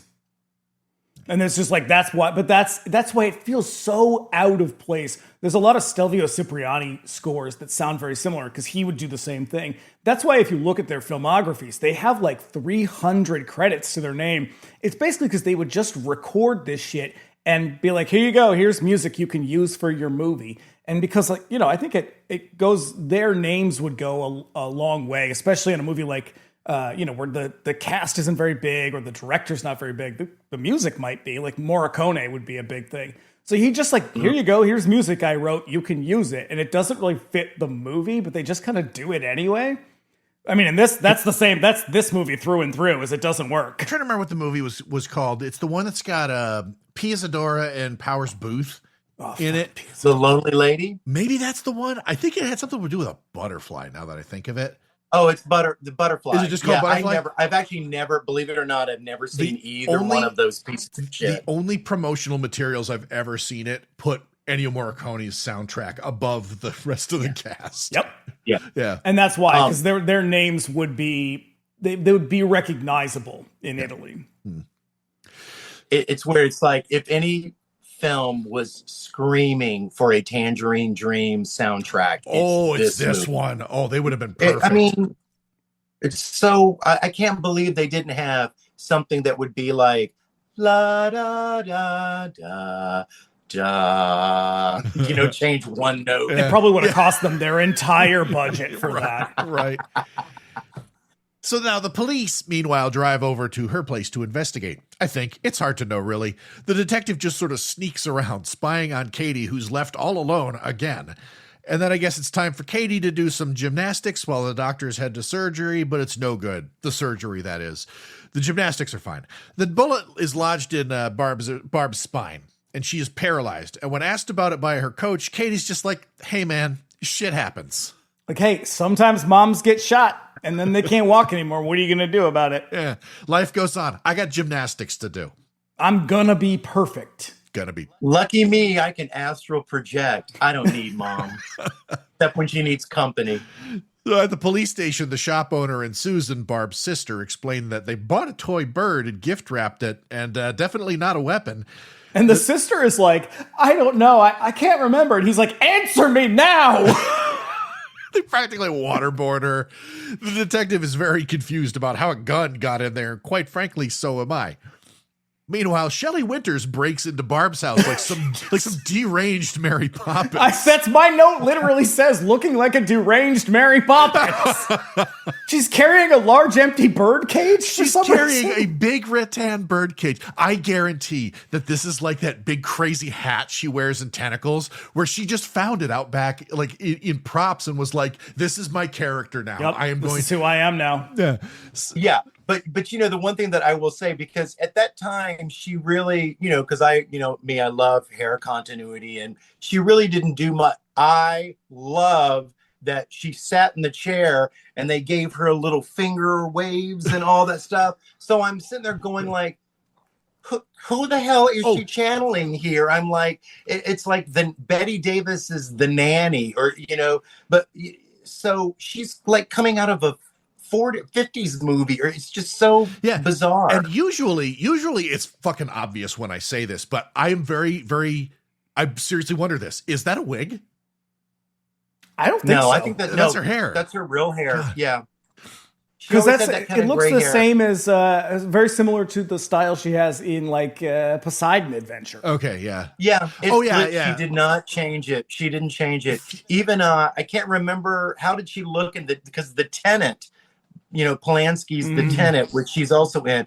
That, because it is fun, thinking about Glenn Ford did Superman and this shit. Oh, yeah. And then Shelley Winters is in she Tenant. did. What did she do right before this? She did Auntie Roo, and she did. Well, she did. Well, that was 5 years before, or 6. She would have done The Initiation of Sarah. That's this same year. TV movie. Same year. So she had the same. Yeah. She just always kind of kept that little. I guess so. Like, I'm thinking about it. She has the same hairstyle. It's just gray in the Delta Force, but it's the same thing. Yeah. Delta Force. My God, what wouldn't she do? Right. Her Martin Balsam. Boy, that's Lance Henriksen. Well, when it was those Canon, in that Canon. That's Canon one. Yeah. That's Canon at their peak power. Yeah. Canon. Because how many?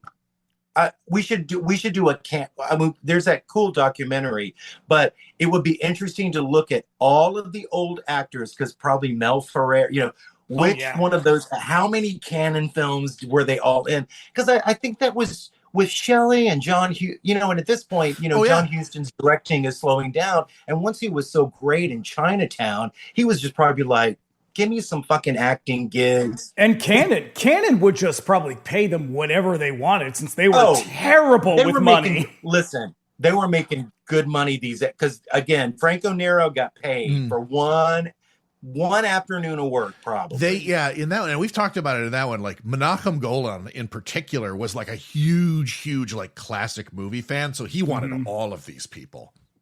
Mm-hmm. Yeah. You better get on with that plot. Yeah. so yeah, here she is carrying a big rattan bird cage that I'm sure she found backstage and just decided to carry with her because she thought it was funny. She introduces herself to Barb. She's the new housekeeper. The agency sent her over. Also, she knows all about astrology, and she and Babs are just going to get along like crazy. But fuck Capricorns. They're the worst. And Katie comes down. I'm sorry.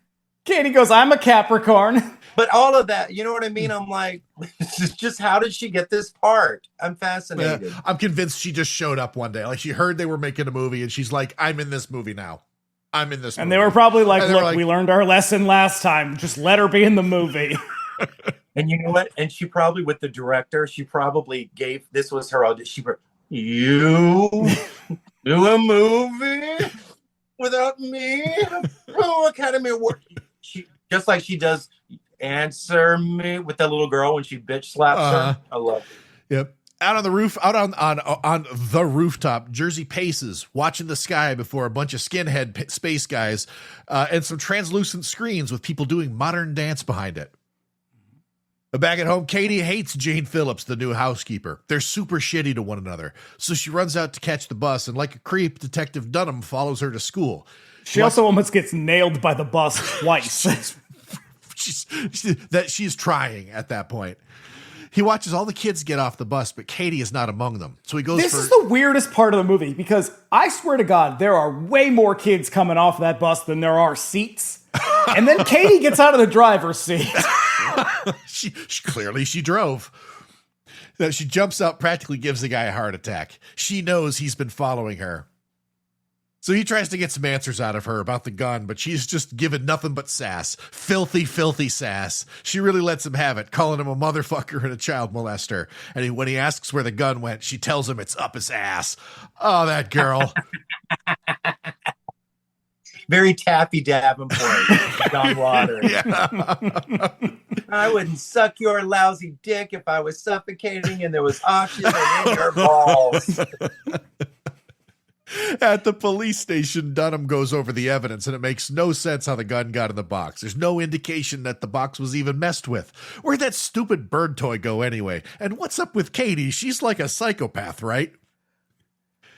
And so here's some more spacey weirdo modern dance on the roof of the building with Jersey, and cut to Dunham driving back to sneak around Barb's pad like a freak. Her place is weird. Look, Katie's a psychopath for sure, but in her defense, Glenn Ford is kind of also acting like a bit of a creep. He's so shady. It's weird how he behaves in this movie. Does he ever identify himself?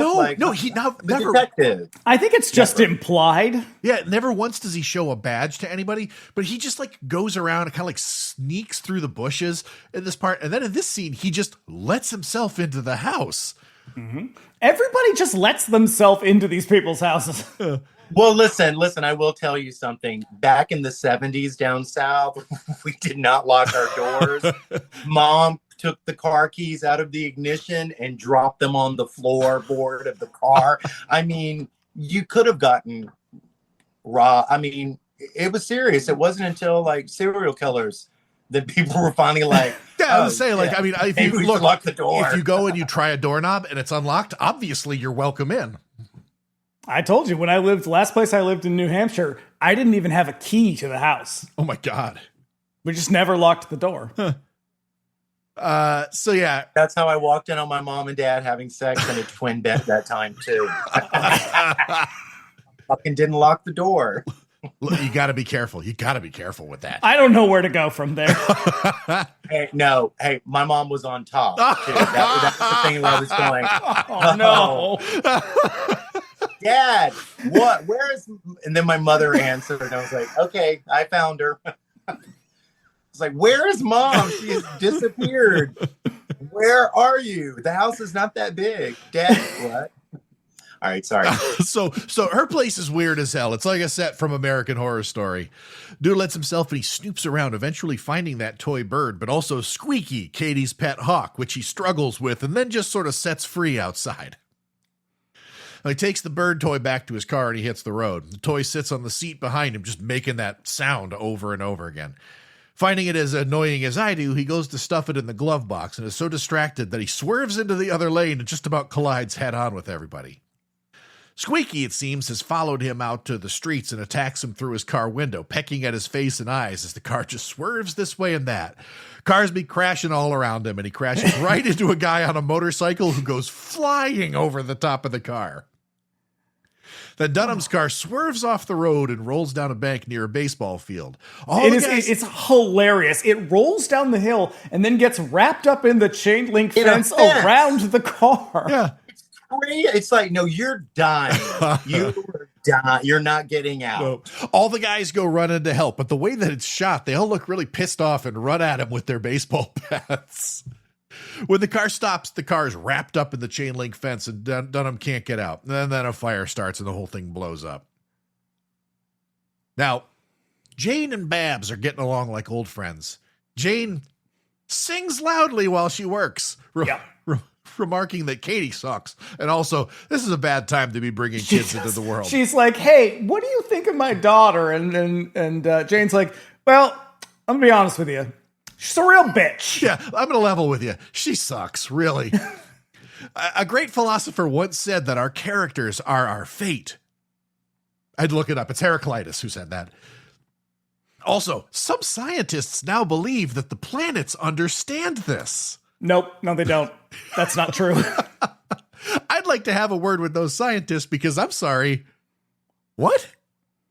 Doesn't even make any sense. No. She must have ad-libbed that. She must have ad-libbed that line. Here's the thing. You've got Shelley Winters with all her training.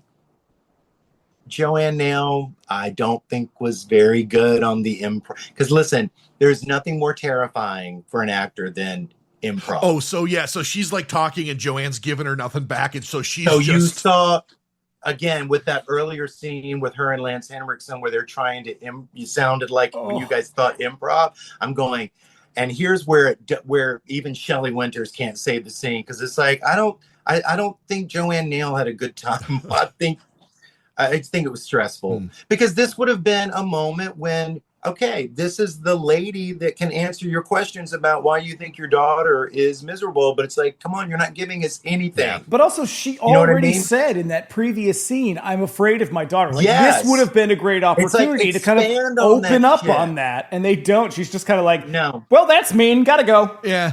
No. So Katie and Babs go over to a crazy mall in the city so Babs can do a little shopping and Katie can skate to her heart's content on the ice rink there. Again, this is one of those moments where they're like, hey, we need to go and film somewhere. They have a big ice rink in the mall. We could do that. I mean, that place was wild. I mean, man, we all grew up in mall culture, and it's like it's never coming back. So when you see something like that, you just go, my God, man, look at how everyone came together, and now we order from Amazon. Yeah. So weird. Yeah. This mall is ridiculously large. Like I said, that escalator that he's coming down, I think it's the longest single escalator in North America, which is a really weird thing to, I guess, tout, but it's a multi-floored thing. Yeah. And so it's just like, what is all this stuff in here? So that place is like also a hotel. I think there's a hotel in there. Yeah. But it's seriously like a 3-level mall, which, fancy. So, that's kind of what they did with that. I can't remember what it was called. That Sheraton Bonaventure, the famous one downtown LA. The cylinders, but they're all together. Oh, right, and they have the elevators on the outside. The one from Commando and Chopping Mall. Mm-hmm. Thank you, because I couldn't name them, but you can always name 100 movies that were filmed there. But that place is now just a hotel, but it also has 3 levels of mall, but it's empty. And there's just nothing there. So I'm curious as to what that place looks like now. Yeah, if it even still exists. It's just, what they did, because it's like you can't do anything with a mall, and if it's attached to a hotel, you're just stuck with it. Yeah. Crazy. Yeah. So what's this? Jersey is also there on the topmost floor. She looks right at him and then gets to being a real nuisance on the ice. As it would happen, Katie's a real Alyssa Liu on the ice and does all these sweet moves while Jersey makes his way down the world's longest escalator. You had to Google it, didn't you? What, the world's longest escalator? No, the ice skater.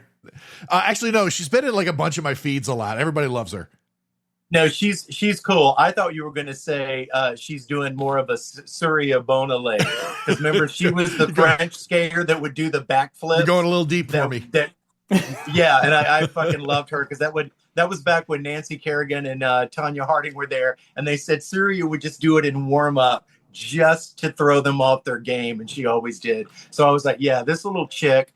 Because I love that one move she does where they're skating and then she goes funk up on her toes and then the boys fly around her. Yeah. And it does this like whole the scene, cutting edge. It doesn't make any sense though. Like no, it's again. I feel like we're just padding the runtime, but this is where it goes with her like being more like Carrie. I think it's like she's creating those circle, and I kept going. Is this some type of cylindrical? You know what I mean? I kept going, what is the payoff of all of this other than she just is going to throw some guys through windows? Yeah. Because there was no payoff. And why was Huston there? There's no payoff. He's just walking down. Know how painful an escalator that's not running? Yep. You know how those are harder stairs to walk than any stairs for some reason? Yeah. I just felt sorry for him. He's just clomping down one at a time. Oh, it's the longest. It's the longest. So Katie gets to Kate causing all kinds of mayhem on the ice. Normal men, they can't help but chase after her for revenge. Innocent men. Yeah, it does get a little bit odd when it's like all of a sudden they're like, well, I guess we have to beat her up. Like, what are you gonna do? She's like an 8-year-old. And this girl is not 8 years old. No, she was like 12 or 13 when she made this. We're just gonna skip over that, but she's clearly not. No. Yeah, it has an energy level of the Warriors. It was like, was this a missing scene from the Warriors? Yeah, the skating gang or something. Because it was so intense. That's from Bronx Warriors. Yep, but she's too quick, too nimble. 5 minutes later, and Jersey is still making his way down the escalator. Two of those boys think they have Katie, so they grab onto her, and then she spins and spins them in a circle, faster and faster. And when she lets go, they go sailing through the air, crashing through windows. Jersey finishes with a triple axel, like a proper showboat. Right. Jersey shows up seconds too late. Also, there's never any sort of like aftermath or consequence for her. She literally threw two dudes through a window. Yep. Do you know if you were down south and some boys started doing that with a little girl, do you know how many church mamas would be on your they would pull you from limb to limb. Leave that little girl alone. What are you boys doing? Yep. And so again, it makes you wonder, like, are we supposed to infer from this, like, she's causing all this chaos and nobody's noticing or nobody's paying attention? It's just like, why is this scene here? But then again, why are any of these scenes I know, that's the big question. So Jersey has a plan. That night he shows up at Barb's place and Ray answers the door. The agency sent him. He says, I'm the babysitter. My note says, no, sir, you definitely are not the babysitter. They're dubious, but hey, man, if it's the agency sent him, the agency sent him. Also, don't worry about it, Ray. Jane said he'd be coming. Yep. And then later on, they're driving away in the car, and she says, he says, do you think he's a child molester? And then Barbara says, aren't you a cripple molester? And I thought, yikes. Out at dinner, Ray and Babs are there with the disciples of the watch and their wives. He announces that he and Babs are going to get married. Jersey, meanwhile, explains what's going on to Katie while they play Pong. What a trip. And it does not dissuade anyone from thinking that maybe he's not a child molester. Because he's like, I want to take you away with me. Right. But also, you're literally the devil. You have magic powers. And she's like, cool. That makes sense. So Babs is not thrilled about this announcement of Ray's. She wants her freedom. But listen here, baby. You're a cripple, and it's only going to get harder. That's literally his pitch to her. You're only going to get older, and people aren't going to want you, so you may as well settle. Yep. I'm going to be here with you. When they get back, they find Jersey just chilling. Everything went well, but God damn it, Katie, she left a note for Mom about how she needs to marry Raymond. And then she gets a call from Raymond. And Katie leaps into bed with the phone and is very excited about it all. Wouldn't it be great if we were a family? She's like crawling on her and laying on her. I'm not a touchy person, so the idea of anybody doing that to me is awful, but like she's like laying her head on her and I'm like, get off. Oh, they were kissing each other on the mouth and everything. Yeah. It was so weird. And she takes place. You and mommy could make love and then I'd have a baby brother. No. The next thing you know, you're walking in on your parents because they forgot to lock the door. Just wow. Yeah. So Ray wants her to see him off to San Francisco at the airport. He has business out that way. So he meets with the conspiracy and they're kind of firing him. Dude fucked up. So off to San Francisco you go. We'll take it from here. You can't handle this. She's too strong for you. It's like, she said no twice. She's just too strong for you. Look, hey, these Satanists, they're big on consent. I guess. So Babs rolls up to the terminal, but is informed by Dr. Walker that she missed him. He's there by pure coincidence, and god damn it, Katie up and vanished again. So he wheels her off to go find the girl, and Walker wants her to come visit him, for reasons. I don't know why. Every single time, a bunch of times in this movie, someone just grabs her wheelchair, and every single time, I have no idea what it's like to use a wheelchair, but I would imagine that's like a huge violation if someone just grabs it and starts wheeling you away. Yeah, they lurch her. And everybody keeps doing it. Like the Katie will do it, and then like this guy does it. Like everybody just grabs her. Like that's like someone grabbing you by the arm and dragging you off somewhere. It's like feels like such a weird violation. Yeah, they do find Katie, so that's good. Now the two ladies leave the airport, and the car suddenly experiences trouble on a lonely road. She pulls it over, and then a vehicle behind them flashes its lights at them. Lots and lots of lights, and an egregious abuse of the star filter. So what happened here was they are halfway, 3/4 of the way through the movie, and they were like, oh, right, there's an alien subplot that we forgot about. So, it sounds otherworldly as it approaches and passes them. And Babs calls for help on their fancy car phone. And then the truck backs up on them. Katie looks so goddamn excited. Dr. Walker comes around the side of the truck in silhouette, and the back opens with a blinding light like the end of Close Encounters, and a bunch of dudes emerge in strange uniforms and helmets. They take Babs away, and Katie looks on, just smiling. They take her into the truck. And then inside the truck, Dr. Walker and some surgeons operate on Babs. Sometime later, that truck the Babs called for arrives, and it's a couple of guys who just don't like the looks of this situation. I get it. I'm with these guys. This feels like a real racist honeypot. It's two black guys who are very understandably worried about getting involved. It takes some talking to, but they get out and have a look, and Katie is awake, but Babs is asleep. Jersey, meanwhile, hangs out on top of a building and looks like a landing strip now. A light shines on it a bunch, just flashing, but then it fades out. He looks at the sky, disappointed. The next day, he checks in on Babs and drops some heavy sci-fi shit on her. He walks in and he's like, look, here's the deal. Your daughter is the devil. I don't have time to sugarcoat any of this. Not really a babysitter. Dark forces from another world, unspeakably evil. You are part of their game, and you need to follow my instructions. Also, you're pregnant with another evil kid, so you're going to want to have to go and do something about that. And, well, Barbara was not ready for any of that, because this is where she just starts spinning around in circles. He literally vanishes, and I think what she's doing is like frantically looking for him, but it looks like she's just spinning in circles, twirling and twirling toward freedom. It is so bizarre. That's the full-on Baby Jane shout out. It's like some old guy came on and went, they did this. The only thing they didn't do is an overhead shot, because it's just what, they were like, oh, what was that movie where she spent? Yeah, do that. And it goes on for way too long. And Shelley Winters is just like watching. Yeah, she's up on the street, up on the top, and she's like, excuse me. Like, I'm gonna go. This seems like a bad time for you.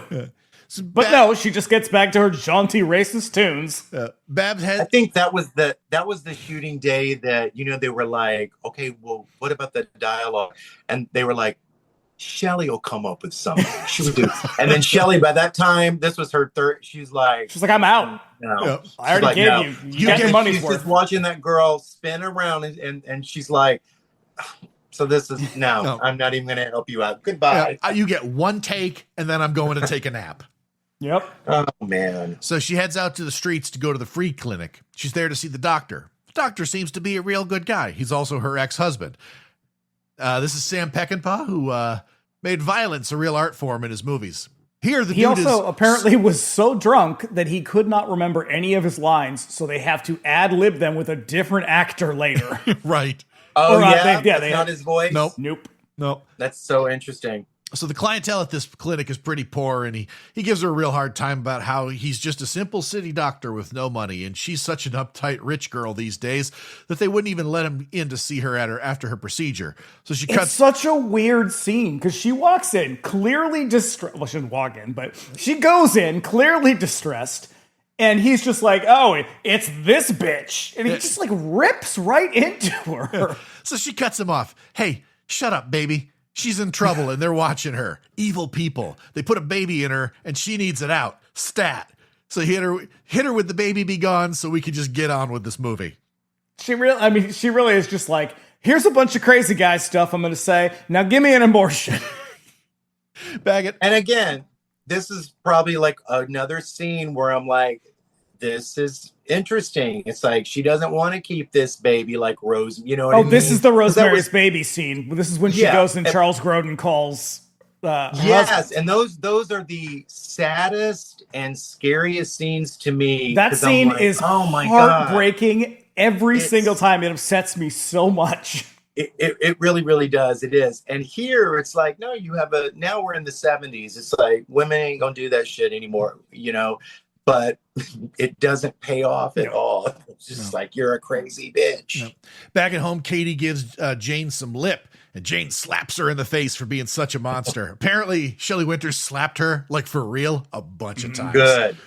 And so this is when you can see, because Shelley Winters is a little kind of bumbling and silly in this movie, but this is when you can see like, oh, right, she actually was a really good actor.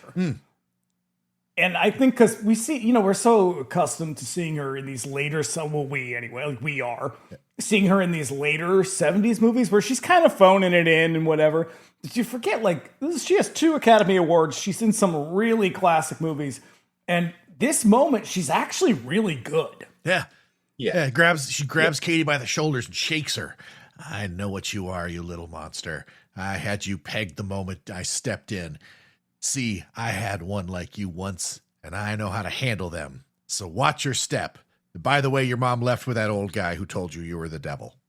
And we're never going to come back to that, by the way. The fact that she just was like, oh yeah, my kid was like you, and I killed him. Anyway, your mom and that old guy left somewhere. So mom gets an abortion while Katie literally runs into the city to find her. She runs to the building where Jersey and his space boys have been setting up for whatever is about to happen. All the doors in the place just magically open as she enters. And she finds Jersey there waiting, but he leads her on this weird cat and mouse chase through the place. Out on the street, Jersey walks under a fire escape and slips into a hot dog stand. And Katie causes the fire escape to break loose and crash into the hot dog stand, shattering it to pieces. But you got to be faster than that if you're going to catch Jersey Kolsowich slipping. Presumably the other guy die? Presumably the guy inside got crushed. What I love about this scene is that you can see, so they're trying to do like a supernatural, the bolts are loosening on the thing, but then at one point you can just see the wrench turn. They're like, fuck it, we don't have any more time, just do it. No second takes. A little later on, when she's dragging her mother around, you can see the little skateboard she's on too. Mm-hmm. So, and if they were looking at dailies or something, you'd be watching that and you'd be like, you see the wrench and be like, fucking second unit, god damn it, guys, come on. Like we can't do it again. We spent all our money on Glenn Ford. Oh my god. The chase continues. Yeah, damn well Glenn Ford's fee skyrocketed because he was like, no, motherfucker, I'm Superman's father. Yeah. So the chase continues into some sort of hall of mirrors. Okay, but it's a porn theater. That's right. It is. It really is. So he lures this child into a porn theater that has a hall of mirrors. It's a trippy little dark room. Okay. Yep. So Katie, the 70s. It's wild, man. Wild. Express yourself. Katie is confronted by her reflection, fleeting glimpses of Jersey giving her the slip. She begins angrily breaking the mirrors, but never finds him. Babs goes home having successfully kicked this whole baby situation and finds the place suspiciously Katie-less. Once again, Katie's nasty-ass hawk attacks. And she manages to close herself in a bedroom while the bird outside, I shit you not, works on turning the doorknob. Mm-hmm. The bird opens and she shrieks in horror, but it's just Jane.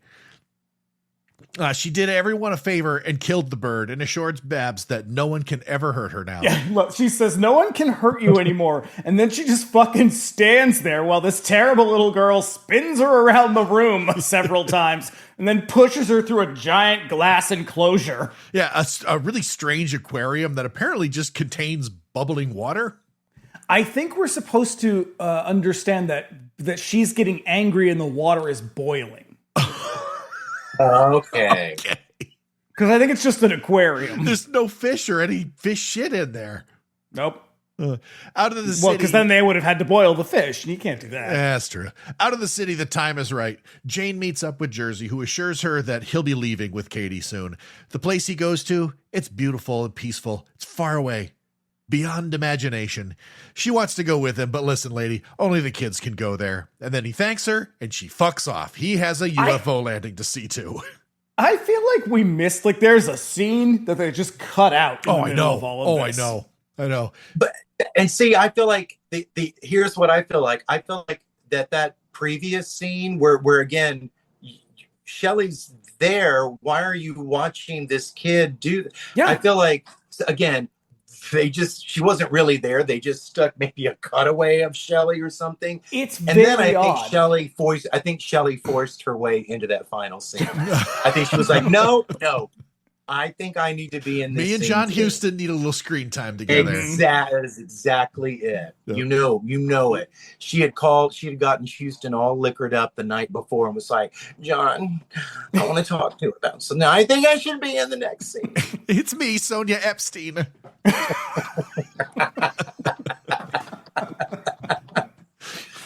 So it seems like maybe the Space Boys are taking Katie with them, but then we cut away to some randos. Maybe they're psychiatric doctors. Bab watches with some distress as some lady informs her that a crowd of more randos about what sort of treatment she needs. I honestly have no idea what's happening. From here on out, the movie makes even less sense than it has made somehow before. My next thought. Well, it's like, again, something that should have happened in the first 15 minutes of the movie. Take that little bitch to a doctor. Mm-hmm. Happens at the end. Like, now you're going to take her to see a doctor? Yep. This is them, like, I going, hey, you remember The Exorcist? Remember that? Because they do they do the thing where they flash the light on her and her eyes are all rolled back and shit. This movie is more or less given up at this point. Out of the city, Jersey stands on top of a building, and once again, the light hits the roof like a landing pad. That, or he's here for Laser Floyd at the observatory. This goes on forever. Yep. This like weird cocoon moment where it's just like lights. Yep. And also that weird little runway with the weird little city state. Okay, that looks like our junior prom. When do you remember in prom? Y'all probably didn't serve on prom committee. We didn't really have anything, but there was some book.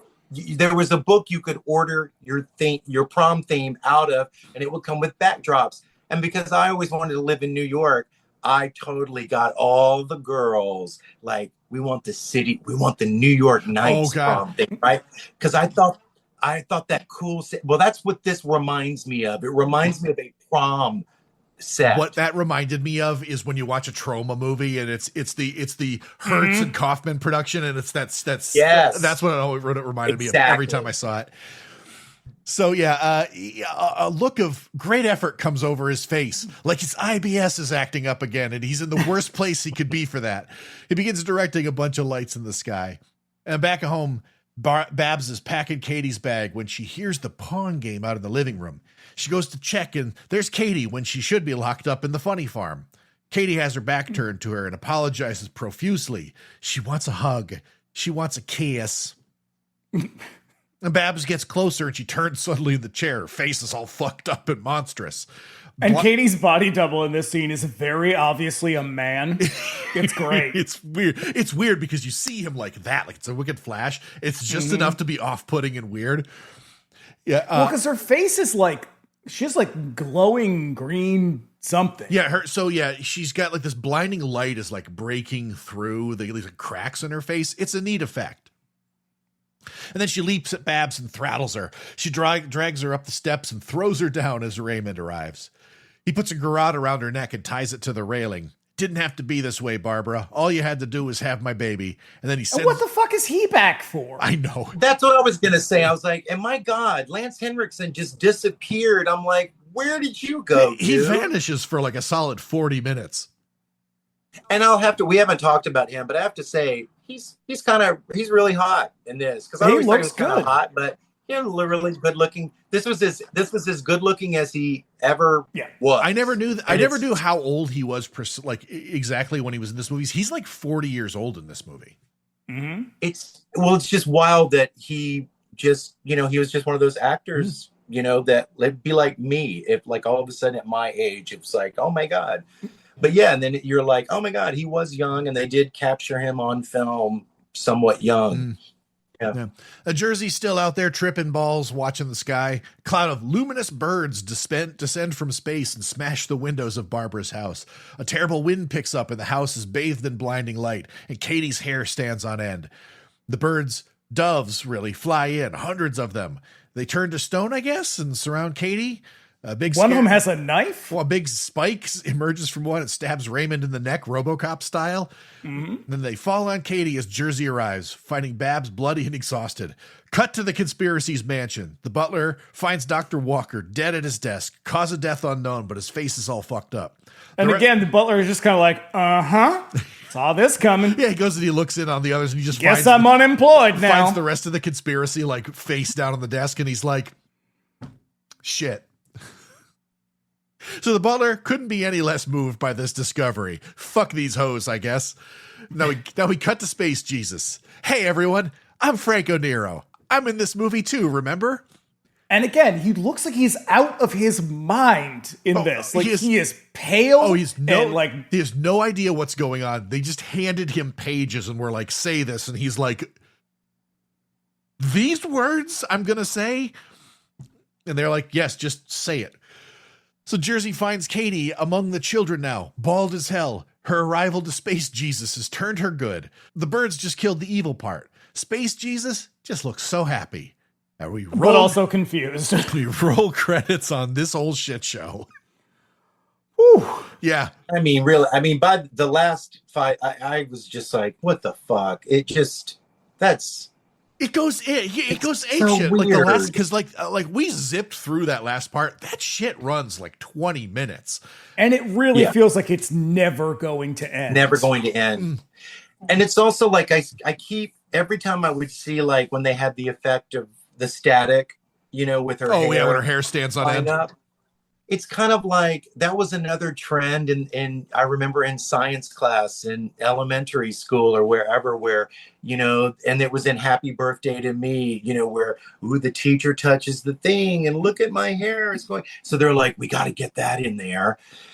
And also it's like when bodies would normally, you'd find them dead. That was more like what those Christian movies would be like. And look, they ascended to heaven. Their souls went to heaven. And look, these are their bodies now. But no, they just burnt them because they were evil. So those were all the evil people and they just burnt.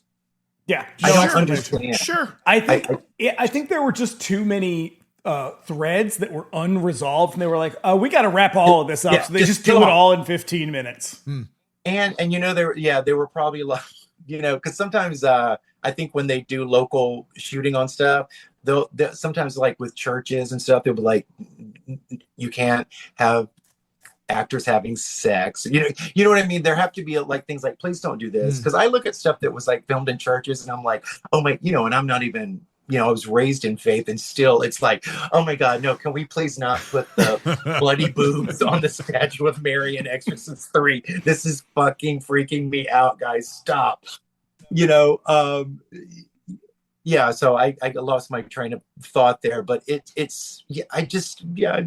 don't understand. I feel like they had to make her good in the end rather than just have her, just, I don't know. Yeah. Just kill her. Like they I don't know. They got to the end and were like, how does this movie end? And they looked on the page and they're like, well, it's written like this, but that doesn't make any sense. And they're like, I don't fucking know. Like, figure it out. Just do something. And they were like, but are there any more pages? And they say no. And they're like, well, then that's how it ends. Yeah. Because you would think that there was going to be an exorcism. It's like, it's almost like they're going to, but then they were like, no, we'll get sued. Well, it's like, well, then what are you going to do? And it's like, you didn't do anything. They had her at the doctor's. Maybe they had a hospital, a psychiatric right. You hospital already had an ending, though. Like, that feels like it was supposed to be the ending. Why did you come back with a second ending? But that's because they were constantly fighting with each other about what should be in the movie. So I'm sure, like, the three guys were just like, but what about this? I want this in here. And they were like, fine, just put it all in there. I just want to be done with this movie. Type of they wanted a resurrection thing, but then they were like, but we'll just cut back to Blonde Jesus as like little bookends. It's like, we don't need a full on, let's let Blonde Jesus, because see, that would have been fun. If Franco Nero would have just showed up at the end, you know what I mean, with the other actors and maybe like,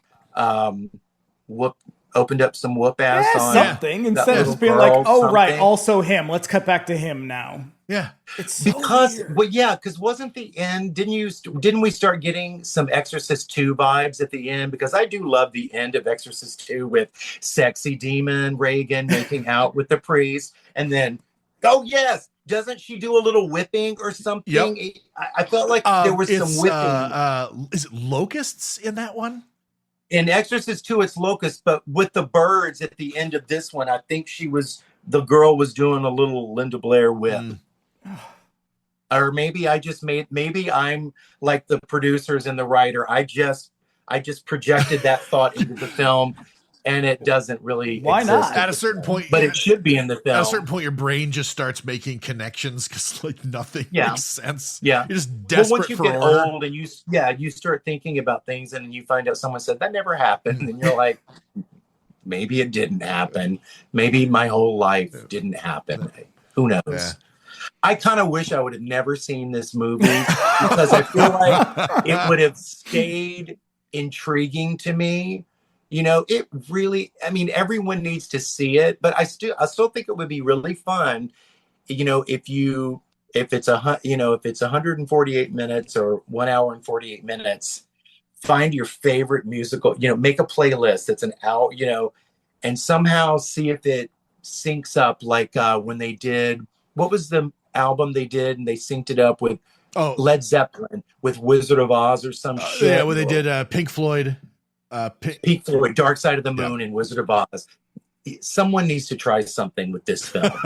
Because visually it's beautiful. Mm-hmm. It's beautiful. Yeah. But If it's got anything going for it, it's a really, really good looking movie. Yeah. Yeah. Maybe we have anytime Barbara comes on, we hear Kate Bush. Anytime John Huston is on, is some Bjork or Depeche Mode. It could be fun. It could be fun. Yeah. It couldn't be worse. This movie makes no goddamn sense, but whew, what a trip. It's a wild ride. What a journey. Right. Yeah. Yeah, I'm still mad. I'm mad about what Dave said about Shelley. Have you ever seen The Madhouse with Shelley and Stella Stevens, which was 1969? So this is just before the Whoever Slew Auntie Roo and What's the Matter with Helen. It's really good. It's a remake of Ladies in Retirement. Yes, I think so. But I would say that was, Shelley, Shelley's blonde in that one, and she's kind of a rich lady, and she has this scene where she's getting a massage by a sexy masseuse, and she's delivering her monologue, but when the masseuse hits, she's like, ah! And I'm telling you, if you've only seen her in mostly schlocky stuff, go see some stuff. Oh no, I've seen her in real things too. Always pulling out something so 100% her, and I'm so mesmerized by her. But yeah, by the end of it, it's like, oh my God, they all become self-parody, at some point. That's just show business, for us. Yeah, they could have used more. They could have used more Shelley. It just could have been scarier. More people should have died. You know what I mean? No one Anything really could have died. happened. It really needed to earn the R rating that it has. They killed the mom 4 fucking times, and she still came out looking like Cheryl Ladd. You know what I mean? And then the next day, I'm paralyzed, but I look like fucking Cheryl Ladd driving in this Thunderbird. And she's doing a lot of. Wait, this was the other thing that bothered me about Barbara. There was a lot of this. Well, she's stuck in that chair. She can't see much, She got shot in the spot. We saw where she got shot. She's doing a lot of this movement from the hips. Yeah. Oh, I know that she's in the hospital bed. She pulls herself up with like the bar, and then you can see she just literally just sits up. I know. And there's one thing at the end where Lance Henriksen says something, and then her right foot does a little. But maybe it's just an involuntary, There you go. There you go. Spasm. Yeah. Connie, what do you got going on? It's plug your business. What do you have happening? Well, I mean, I've kind of been winding down, but speaking of, since you brought up trauma, I'm actually going back to New York in September to shoot a trauma short that is a holiday themed thing, and I'm playing the Toxic Avenger's mother. Oh, that's awesome. A thing called Grand Finale, a New York Odyssey that is Connie. And that was a trip. We did like a 16-day shoot, and it was wild, and had actors dropping out at the last minute and then recast. And then that was when Mamdani won mayor, and then all of a sudden Trump. They were not letting airlines fly into major airports, so actors weren't able to fly in. So it was a fucking joyous nightmare experience, and it was a lot of fun. So I think maybe in a year I might, it might be ready, and maybe it'll come out, and who knows, and maybe the Toxic Avenger thing's coming out around Christmas. So that's about it.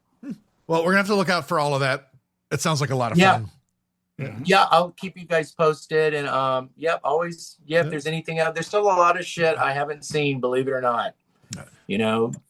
Well, certain things that I'm just like, I just don't think I'll ever see, like things like Forrest Gump and Gone with the Wind. And I'm just like, I don't need to see that, Nah, but we'll dig up some stuff to harass you and ruin your day with, like The Visitor. You come on here, you get mad. Just make sure it's got some cool chicks in it, and But we need to watch a Kayla. Oh, you know what? We should watch Strip to Kill. I love Strip to Kill. All right, yeah. Cat shit, because Cat, what I have to say? I love Cat Shea. I saw a Strip to Kill screening, and I didn't realize I was sitting next to her, but I remember looking and was like, she looks so familiar. Her sequel to Carrie, that movie's aged really, really well, in my opinion. The Rage. It really has. So I saw that and I'm like, no, that's really great. And in fact, they ripped off the last Carrie remake, ripped that one off with the house party and the video. Oh, that's right. Yeah. Because that one has more with the Spur Posse. Remember Spur Posse? Oh, shit. Yes. Of the 90s and that kind of grunge aesthetic. And so it's now that we're away from all that. Trenchcoat Mafia, remember all that? It's kind of like school shootings and stuff like that. So yeah, Cat Shea's awesome, but I fucking love Strip to Kill like a motherfucker. It's fantastic. And another thing she was saying, because when they were filming all those real strippers and dancers, because most of them were real, there was like one or two actresses. They had used certain music, choreographed everything, and then they couldn't get the licenses. And she was bitching, and they were just going, you have no idea. It's like when it was the original, it was so great. And I'm going, I don't know what y'all did, but it looks like, because I dance and I'm a choreographer myself, and I can spot that. Like Showgirls, some of the editing it's so horrible on the choreography. It's a real mess, but that stuff is really cool. Yeah. It's cool. Well, we love having you on, and we're gonna definitely bring you back for something guys. like that. Yeah, but Man. Well, that said, Dave, what are we doing next? Well, like you said, 99 Cent Rental is coming back next week with The Shark Hunter. We will watch Franco Nero literally fight a shark underwater. And then in 2 weeks, Bring Me the Axe is back with yet another bonkers horror movie, Incubus. Oh, Disturbing. It's so good. So disturbing. It's a trip. It's such a weird movie. And I had only seen that one this year after you had mentioned it to me. And yep, I couldn't believe it. I couldn't believe it. It's going to be if you like your horror rapey, it's the movie for you. It's like that. Imagine humanoids from the deep with none of the humor, no sense of humor at all. And it's a true artifact of just really, really weird filmmaking, and I'm looking forward to digging into it. So we'll see you next week with The Shark Hunter. That one's going to be fun because that movie is dumb as hell. And then we'll be back in 2 with Incubus.